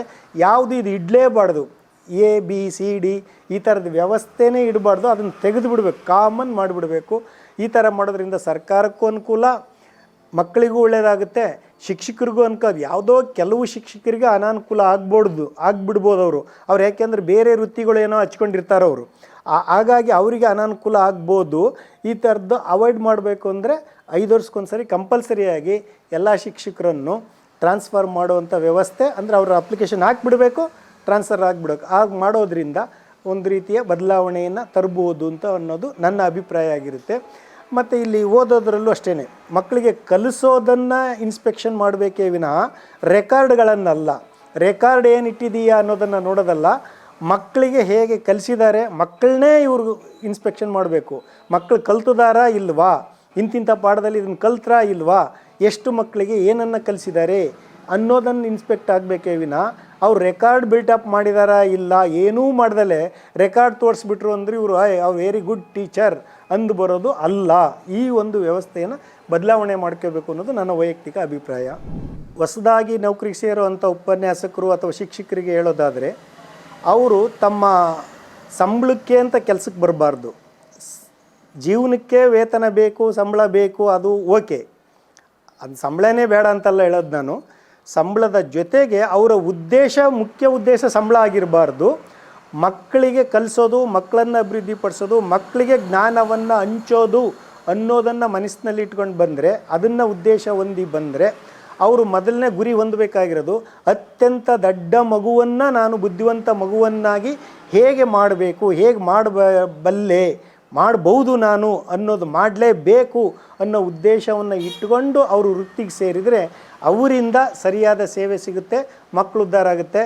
ಏನೋ ಸಂಬಳ ಕೊಡ್ತಾ ಇದ್ದಾರೆ ಅನ್ನೋ ಕಾರಣಕ್ಕೆ ಪಾಠ ಮಾಡೋದು, ಪೀರಿಯಡು ಮುಗಿಲಿ ಅಂತ ಪಾಠ ಮಾಡೋದು, ಹಿಂದಿನ ಕ್ಲಾಸಲ್ಲಿ ಓದ್ಕೊಂಡು ಬಂದು ಈ ಪೀರಿಯಡ್ ಹೆಂಗೋ ಮುಗಿಸೋಗೋಣ ಅಂತಂದು ಓದ್ಕೊಂಬಂದದ್ನೆಲ್ಲ ಮಕ್ಕಳು ಮುಂದೆ ವಾಂತಿ ಮಾಡಿಬಿಟ್ಟು ಹೋಗೋದು, ಈ ಥರದ್ರಲ್ಲಿ ಮಾಡೋದಾದರೆ ಅದು ಶಿಕ್ಷಣ, ಇದು ಈ ವೃತ್ತಿಗೆ ನೀವು ಸೇರಕ್ಕೆ ಹೋಗಬೇಡಿ ಅನ್ನೋದು ನನ್ನ ಸಲಹೆ. ಪೋಷಕರು ಹೇಗಿದ್ದಾರೆ ಅಂದರೆ, ಈಗ ಇವ್ರದ್ದೊಂದು ಟ್ರೆಂಡ್, ಈ ವ್ಯವಸ್ಥೆ ಹಾಳಾಗೋಕ್ಕೆ ಮುಖ್ಯ ಕಾರಣನೇ ಪೋಷಕರು. ಶಿಕ್ಷಣದ ವ್ಯವಸ್ಥೆ ಹಾಳಾಗಿದ್ದೇ ಪೋಷಕರಿಂದ. ಹೇಗೆ ಅಂದರೆ, ಇವರು ನಮ್ಮ ಮಗು ಏನು ಕಲಿಯುತ್ತೆ ಸ್ಕೂಲಲ್ಲಿ ಏನು ಮಾಡುತ್ತೆ ಅನ್ನೋದು ಇವ್ರ ಮುಖ್ಯ ಉದ್ದೇಶ ಅಲ್ಲ. ಆ ಶಾಲೆಯಲ್ಲಿ ಬೆಂಚ್ ಆಗಿದೆ, ಡೆಸ್ಕ್ ಆಗಿದೆ, ಫ್ಯಾನ್ ಇದೆಯಾ, ಕಂಪ್ಯೂಟರ್ ಇದೆಯಾ, ಕಾರ್ ಇದೆಯಾ ಓಡಾಡೋದಕ್ಕೆ, ಆಟೋ ಇದೆಯಾ, ಫೀಸು ಜಾಸ್ತಿನಾ, ಇದನ್ನು ಯೋಚನೆ ಮಾಡ್ತಾರೆ. ಅತ್ಯಂತ ಹೆಚ್ಚಿನ ಫೀಸ್ ಇದ್ದು ಸ್ಕೂಲ್ ಅಂದರೆ ಅದು ಭಾಳ ಚೆನ್ನಾಗಿ ಅಂತ ತಿಳ್ಕೊಂಡು ಅಲ್ಲಿ ಕ್ಯೂ ನಿಲ್ತಾರೆ ಮಧ್ಯರಾತ್ರಿನಲ್ಲಿ ಹೋಗಿ ಅಪ್ಲಿಕೇಶನ್ ತೊಗೊಳೋದಕ್ಕೆ. ಗೋರ್ಮೆಂಟ್ ಶಾಲೆ ಅಂದರೆ ಹೇಳ್ತಾರೆ. ನಮ್ಮದು ಟ್ರೆಂಡ್ ಬೆಳೆದು ಬಂದಿರೋದು ಹಾಗೆ. ಈಗ ಒಬ್ಬ ಆಂಟಿಗೆ, ಪಕ್ಕದ ಮನೆ ಆಂಟಿ, ಇವರು ಪಾಪ ಗೋರ್ಮೆಂಟ್ ಶಾಲೆಗೆ ಮಗು ಸೇರಿಸಿರ್ತಾರೆ. ಪಕ್ಕದ ಮನೆಯವರು ನಿಮ್ಮ ಮಗು ಯಾವ ಶಾಲೆಗೆ ಅಂತ, ಗೋರ್ಮೆಂಟ್ ಶಾಲೆ ಅಂದ ತಕ್ಷಣ ನಿಮ್ಮ ಮಗು ಗೋರ್ಮೆಂಟ್ ಶಾಲೆನಾ ಅಂತ ಅಣಕಿಸ್ಬಿಟ್ಟು ಮಾತಾಡ್ತಾರೆ. ಆ ಅಣಗಿಸೋದನ್ನು ತಪ್ಪಿಸ್ಕೊಳ್ಳೋಕ್ಕೋಸ್ಕರ ಇವ್ರೇನು ಮಾಡ್ತಾರೆ, ಕಷ್ಟನೋ ಸುಖನೋ ಏನಾದ್ರು ಮಾಡಿ ನನ್ನ ಕಾನ್ವೆಂಟ್ ಶಾಲೆಗೆ ಸೇರಿಸ್ಬೇಕು. ಆ ಪ್ರೈವೇಟ್ ಸರ್ಕಾರಿ ಶಾಲೆ ಅಂದರೆ ಅದು ಕೀಳು ಮಟ್ಟದ್ದು. ಅಲ್ಲಿ ಹೋಗೋದು ಬರೀ ಬಡ ಮಕ್ಕಳು, ಅಲ್ಲಿ ಕಳಪೆ ಮಕ್ಕಳು ಬರೋದು, ಅಲ್ಲಿ ನಮ್ಮಂಥವ್ರು ಹೋಗೋದಲ್ಲ ಅನ್ನೋದನ್ನು ಕೀಳಿರಿಮೆಯನ್ನು ಇವರು ಬೆಳೆಸ್ಕೊಂಡು ಆ ರೀತಿಯಾಗಿ ಇವರು ಕಾನ್ವೆಂಟ್ ಶಾಲೆಗಳಿಗೆ ಹೋಗ್ತಾರೆ. ಇಲ್ಲಿ ಸರ್ಕಾರದ್ದು ತಪ್ಪಿದೆ. ಈ ಕಾನ್ವೆಂಟ್ ಶಾಲೆಗಳನ್ನು ಅಷ್ಟೊಂದು ಸರ್ಕಾರಿ ಶಾಲೆ ಎಲ್ಲಿದೆಯೋ ಅಲ್ಲಿ ಕಾನ್ವೆಂಟ್ ಶಾಲೆಗೆ ಪರ್ಮಿಷನ್ ಕೊಡಲೇಬಾರ್ದು. ಆ ಖಾಸಗಿ ಶಾಲೆಗಳೇ ಇಲ್ಲ ಅಂದರೆ ಎಲ್ಲಿ ಕಳಿಸ್ತಾ ಇದ್ರು ಮಕ್ಕಳನ್ನವರು? ಗೌರ್ಮೆಂಟ್ ಶಾಲೆಗೆ ಕಳಿಸ್ಬೇಕಾ? ಆ ಇನ್ಸ್ಪೆಕ್ಷನ್ನು ಕೂಡ ಪೋಷಕರೇ ಮಾಡೋಂಗಿರಬೇಕು. ಒಬ್ಬ ತಿಳುವಳಿಕೆ ಇರುವಂಥ ಪೋಷಕ ತನ್ನ ಮಗುವನ್ನು ಸರ್ಕಾರಿ ಶಾಲೆಗೆ ಸೇರಿಸಿದರೆ ಅಲ್ಲಿ ಹೋಗಿ ಆಗಾಗ ಅವ್ರು ನೋಡ್ತಿರ್ತಾರೆ, ವಿಚಾರಣೆ ಮಾಡ್ತಿರ್ತಾರೆ. ಅವರು ಬೈಯಕ್ಕಾದರೂ ಹೆದರಿಬಿಟ್ಟು ಶಿಕ್ಷಕರು ತಮ್ಮ ಕೆಲಸವನ್ನು ತಾವು ಸರಿಯಾಗಿ ನಿರ್ವಹಿಸ್ತಾರೆ. ಅವ್ರು ಯಾರು ನಿರ್ವಹಿಸಲ್ಲ ಅಂದರೆ ಇವ್ರು ಹೇಳ್ಬೋದು, ಅಧಿಕಾರಿಗಳಿಗೆ ಹೇಳ್ಬೋದು, ಇದೆಲ್ಲ ವ್ಯವಸ್ಥೆ ಇರುತ್ತೆ. ಈ ರೀತಿಯಾದ ವ್ಯವಸ್ಥೆ ಬರಬೇಕು. ಇಲ್ಲೇನಾಗಿದೆ ಅಂದರೆ ಪಾಪ ಅದು ಒಂಥರ ಸರ್ಕಾರಿ ಶಾಲೆ ಸೇರಿಸಿದ್ರು ಅಂದರೆ ಅವ್ರಿಗೆ ಪಾಪ ಏನೂ ಗೊತ್ತಿಲ್ಲ. ಅವ್ರಿಗೆ ಅವ್ರ ಕೆಲಸನೇ ಕಷ್ಟ. ಅವರು ಇವತ್ತು ಕೆಲಸಕ್ಕೆ ಹೋಗಲಿಲ್ಲ ಅಂದರೆ ಇವತ್ತಿನ ಸಂಬಳ ಇಲ್ಲ. ಜೀವನ ಹೆಂಗೆ?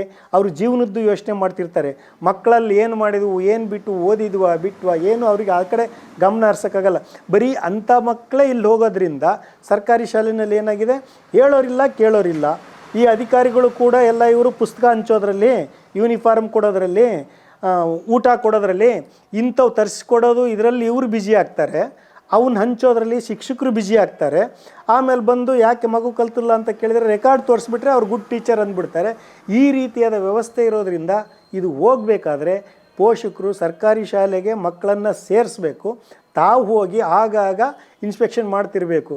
ಫಾರ್ ಎಕ್ಸಾಂಪಲ್ ನಮ್ಮೂರಲ್ಲಿ ಸುಮಾರು 200 ಮಕ್ಕಳು ಕಾನ್ವೆಂಟ್ಗೆ ಅಂತ ಬೇರೆ ಕಡೆಗೆ ಹೋಗ್ತಾರೆ. 1ರಿಂದ 8ನೇ ಕ್ಲಾಸ್ ತನಕ ಇದೆ. ಟೋಟಲ್ ಸ್ಟ್ರೆಂತ್ ಎಷ್ಟು ಅಂದರೆ 45 ಹೇಳ್ತಾ ಇದ್ದಾರೆ. ಬರೀ 45 ಮಕ್ಕಳು 1ರಿಂದ 8ನೇ ತರಗತಿ ತನಕ. ಅಷ್ಟೊಂದು ಜನ ಚೀಟರಿಗೆ ಅಷ್ಟೊಂದು ಸಂಬಳ ಕೊಟ್ಬಿಟ್ಟು ಟೀಚರ್ಸಿಗೆ ಬರೀ 45 ಜನ ಮಕ್ಕಳು. ಒಬ್ಬರು ಊರಿನಾಗಿರೋರು ಒಬ್ಬರೂ ಕೂಡ ಅದ್ರ ಬಗ್ಗೆ ಗಮನ ಹರಿಸ್ತಲೇ ಇಲ್ಲ. ಅದು ಯೂನಿಫಾರ್ಮ್ ಹಾಕ್ಕೊಂಡು ಹೋಗ್ಬೇಕು, ಶೂಟ್ ಹಾಕ್ಕೋಬೇಕು, ಬೂಟ್ ಹಾಕ್ಕೋಬೇಕು, ಟೈ ಕಟ್ಕೋಬೇಕು, ಅದನ್ನು ನೋಡ್ತಾರೆ ವಿನ ನನ್ನ ಮಗು ಕಲ್ತಿದೆಯಾ ಇಲ್ವಾ ಯಾರು ಯೋಚನೆ ಮಾಡ್ತಾ ಇಲ್ಲ. ಈಗ ಸುಮಾರು ಈ ಕಾನ್ವೆಂಟ್ಗಳು ಬಂದು 10-15 ಈಗ ಆಲ್ಮೋಸ್ಟ್ ಆಲು ಆ ಕಾನ್ವೆಂಟ್ ನಮ್ಮೂರದ್ದು ಒಂದು ಎಕ್ಸಾಂಪಲ್ ಹೇಳ್ತಾ ಇದ್ದೆ ನಾನು. ನಮ್ಮೂರಲ್ಲಿ ಆ ಕಾನ್ವೆಂಟಲ್ಲಿ ಓದಿದ ಮಕ್ಕಳುಗಳು ಈ ಸರ್ಕಾರಿ ಶಾಲೆ ಏನಾಗಿದ್ದಾರೆ ಈಗ ಅಂದರೆ ಆಲ್ಮೋಸ್ಟ್ ಆಲ್ ಅವರೀಗ ಡಿಗ್ರಿ ಮುಗಿಸೋಕ್ಕೆ ಡಿಗ್ರಿ PUCಗೆ ಬಂದರೆ ಈಗಲೇ ಸುಮಾರು 100ಕ್ಕೆ 75 ಜನ ಈಗಲೇ ಲವ್ವಲ್ಲಿ ಬಿದ್ದು ಈಗಲೇ ಲವ್ ಆಳು. ಒಬ್ಬರು ಮಾತು ಕೇಳೋಂಗಿಲ್ಲ, ಏನಿಲ್ಲ. ಆ ರೀತಿಯಾದಂಥ ಪರಿಸ್ಥಿತಿ ಕ್ರಿಯೇಟ್ ಮಾಡ್ಕೊಂಡಿರದೆ ಈ ಪೋಷಕರು. ಅದು ಹೋಗಬೇಕು ಅನ್ನೋದಾಗಿದ್ರೆ ಇವ್ರು ನಮ್ಮೂರಲ್ಲೇ ಸೇರಿಸಿದ್ರೆ, ಅದೇ ಊರಲ್ಲಿ ಸೇರಿಸ್ಬಿಟ್ಟು ಆವಾಗ ಹೋಗಿ ಎಲ್ಲರೂ ಕೇಳ್ತಾ ಇದ್ದಿದ್ರೆ ಹೆದರ್ಕೊಂಡು ಟೀಚರ್ಸು ಸರಿಯಾಗಿ ಪಾಠ ಮಾಡ್ತಾರಾ? ಅವಾಗ ಮಕ್ಳಿಗೂ ಸರಿ ಹೋಗುತ್ತಾ? ಒಬ್ಬರು ಸ್ಕೂಲ್ ಕಡೆ ಮಗು ಸೇರಿಸಿದ್ರೆ ಮುಗಿದೋಯ್ತು ನನ್ನ ಕೆಲಸ ಅಂತ ಸ್ಕೂಲ್ ಕಡೆ ಗಮನ ಹರಿಸೋದೇ ಇಲ್ಲ. ಯಾರು ಇಣಿ ಕೂಡ ನೋಡಲ್ಲ, ತಲೆ ಹಾಕಿ ಮಲಗಲ್ಲ ಸ್ಕೂಲ್ ಕಡೆ. ಆ ವ್ಯವಸ್ಥೆ ಹೋಗಬೇಕು. ಎಲ್ಲರೂ ಮಕ್ಕಳನ್ನು ಸರ್ಕಾರಿ ಶಾಲೆಗೆ ಸೇರಿಸ್ಬೇಕು. ಹಂಗೆ ಸೇರಿಸೋದ್ರಿಂದ ಆವಾಗ ಏನಾದರೂ ಬದಲಾವಣೆ ತಂದುಬಿಟ್ಟು ಇದು ಎಲ್ಲ ಮಕ್ಕಳನ್ನು ಉದ್ಧಾರ ಮಾಡೋದಕ್ಕಾಗುತ್ತೆ. ಇಲ್ಲ ಅಂದರೆ ಇದು ಇವೆಲ್ಲ ಸುಮ್ಮನೆ ನಾಯಿ ಕೊಡೆಯತಾರೆ, ಅದು ಅಣಬೆಗಳು ಹೇಳ್ತಾವಲ್ಲ, ಆ ಥರ ಕಾನ್ವೆಂಟ್ಗಳು ಗಲ್ಲಿ ಬೀದಿ ಕಾನ್ವೆಂಟ್ ಇದ್ದಾವೆ. ಅದು ಡಿಮ್ಯಾಂಡು. ಈಗ ಸರ್ಕಾರಿ ಶಾಲೆಯಲ್ಲಿ ಕೇಳೋರು ಯಾರು? ಈ ರೀತಿ ಆಗೋಗಿದೆ. ಅದೇ ನಾಮಕಾವಸ್ತಿ ಸರ್ಕಾರಿ ಶಾಲೆ ಇರಲಿ ಅನ್ನೋದು ಸರ್ಕಾರದ ಉದ್ದೇಶನೋ ಏನು ಕಥೆನೋ. ಈ ಒಂದು ವ್ಯವಸ್ಥೆಯನ್ನು ಬದಲಾವಣೆ ಮಾಡ್ಕೊಂಡು ಈ ಪ್ರೈವೇಟ್ ಸ್ಕೂಲ್ಗಳನ್ನು ಸರಿಯಾಗಿ ನಡೆಸಲ್ಲ ಅಂದರೆ ಅಂಥವನ್ನ ಮುಚ್ಚಿಸೋದು ಬೆಟ್ರು. ಹಂಗೆ ಮುಚ್ಚಿಸಿದ್ರೆ ಸರ್ಕಾರಿ ಶಾಲೆಗೆ ಮಕ್ಕಳು ಬರ್ತಾರೆ. ಈ ಪೋಷಕರಿಗೆ ಬಿಟ್ಬಿಡೋ, ಪೋಷಕರು ಇನ್ಸ್ಪೆಕ್ಷನ್ ಮಾಡೋ ವ್ಯವಸ್ಥೆ ಬರಬೇಕು. ಹಂಗೆ ತಂದರೆ ಇಲ್ಲಿ ಮಕ್ಕಳನ್ನು ನಾವು ಒಳ್ಳೆಯ ಪ್ರಜೆಯನ್ನಾಗಿ ಮಾಡೋದಕ್ಕೆ ಸಾಧ್ಯತೆ ಇದೆ ಅನ್ನೋದು ನನ್ನ ವೈಯಕ್ತಿಕ ಅಭಿಪ್ರಾಯ ಆಗಿದೆ. ನಾನೀಗ ರಿಟೈರ್ಡ್ ಆಗಿದ್ದೀನಿ. ನಾನು ಇರೋವರೆಗೂ ನನಗೆ ತುಂಬ ಖುಷಿ ಕೊಟ್ಟಿದ್ದೀನಿ. ನಾನು ತುಂಬ ಪ್ರೀತಿಯಿಂದ ಅತ್ಯಂತ ಸಂತೋಷವಾಗಿ ನಾನು ಶಿಕ್ಷಕ ವೃತ್ತಿಯನ್ನು ಮಾಡಿದ್ದು. ಲೆಕ್ಚರ್ ಉಪನ್ಯಾಸಕನಾಗಿ ಕೂಡ ಶಿಕ್ಷಕನಾಗಿ ಕೂಡ ನನಗೆ ಮಕ್ಕಳ ಜೊತೆಗೆ ಇರಬೇಕು ಅಂದರೆ ಇಷ್ಟ. ನಾನು 24 ಗಂಟೆನೂ ಮಕ್ಕಳ ಜೊತೆಗೆ ಇರೋಕ್ಕೆ ಇಷ್ಟ. ಅದರಲ್ಲಿ ಇರೋಕ್ಕೆ ಅವಕಾಶ ಇಲ್ಲಲ್ಲ. 4 ಅದಮ್ಮ ಮನೆಗೆ ಹೋಗಬೇಕಲ್ಲ, ಹಾಗಾಗಿ ಬಿಟ್ಟು ಮನೆಗೆ ಬರ್ತಾನೆ ಅಷ್ಟೇ. ಅಲ್ಲಿ ನನ್ನ ಮಕ್ಕಳ ಜೊತೆಗೆ ಇರೋಕ್ಕೆ ಇಷ್ಟ. ಈಗಲೂ ನಾನು ಮಕ್ಕಳಿಗೆ ಟ್ಯೂಷನ್ ಸ್ಟಾರ್ಟ್ ಮಾಡೋಣ ಅಂತಂದರೆ ಈಗ ಸ್ಟಾರ್ಟ್ ಮಾಡಿದ್ದೀನಿ, ಸುಮ್ಮನೆ ಮಾಡ್ತೀನಿ ಅಂತ ಹೇಳಿದೆ. ಎಲ್ಲ ನನ್ನ ಶಿಷ್ಯಂದ್ರ ಮಕ್ಕಳೇ ತೊಗೊಂಬಂದು ಬಿಟ್ಟಿದ್ದಾರೆ ಈಗ ಅವ್ರ ಮಕ್ಕಳನ್ನ ನನ್ನ ಹತ್ರಕ್ಕೆ. ಅವ್ರು ಈಗೂ ಹೇಳ್ಕೊಡ್ತಾ ಇದ್ದೆ, ನನ್ನ ಟೈಮ್ಸ್ ಮುಂದೆ 3 ಗಂಟೆ ಮಕ್ಕಳ ಜೊತೆ ಸ್ಪೆಂಡ್ ಮಾಡ್ತಾ ಇದ್ದೀನಿ. ಈಗಲೂ ಟೀಚಿಂಗ್ ಮಾಡ್ತಾ ಇದ್ದೀನಿ. ಆ ಬಂದಿರೋ ಮಕ್ಕಳೆಲ್ಲ ನನ್ನ ಶಿಷ್ಯಂದ್ರ ಮಕ್ಕಳು, ಹೊರಗಿನವ್ರಿಗೆ ಗೊತ್ತಿಲ್ಲ ನಾನು ಟ್ಯೂಷನ್ ಮಾಡ್ತೀನಿ ಅಂತ ಹೇಳಿಲ್ಲ. ಸರ್ ನೀವೇ ಆಗಬೇಕು ಅಂತ ಕರ್ಕೊಂಬಂದು ಅವರೇ ಸೇರಿಸಿದ್ದಾರೆ ಅವ್ರ ಮಕ್ಕಳನ್ನು.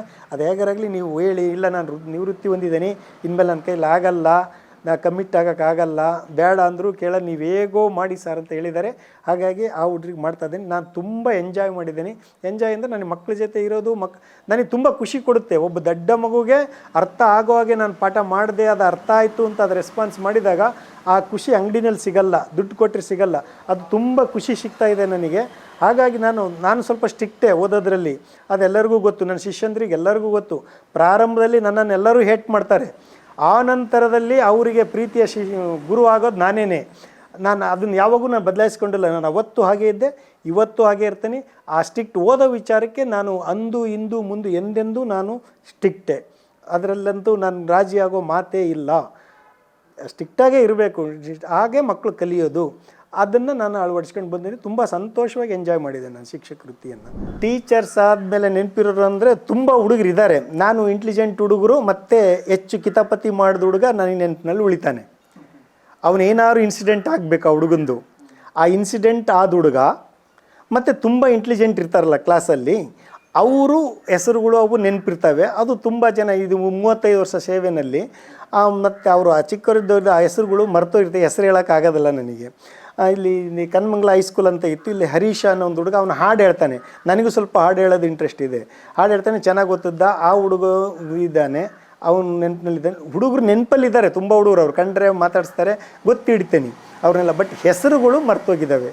ಹಂಗೆ ನಿಮ್ಮ ಉತ್ತರಳ್ಳಿ ಸ್ಕೂಲಲ್ಲೂ ನೆನಪಿನಾಗಿದ್ದಾರೆ, ಅವ್ರು ನೋಡಿದ ನೆನಪಿ ಬರ್ತಾರೆ, ಹೆಸರು ನೆನಪಿ ಬರಲ್ಲ. ತುಂಬ ಹೆಸರುಗಳು ಇರ್ತಾವಲ್ಲ, ಹೆಸರುಗಳನ್ನು ನೆನಪಿಟ್ಕೊಳ್ಳೋದು ಸ್ವಲ್ಪ ಕಷ್ಟ.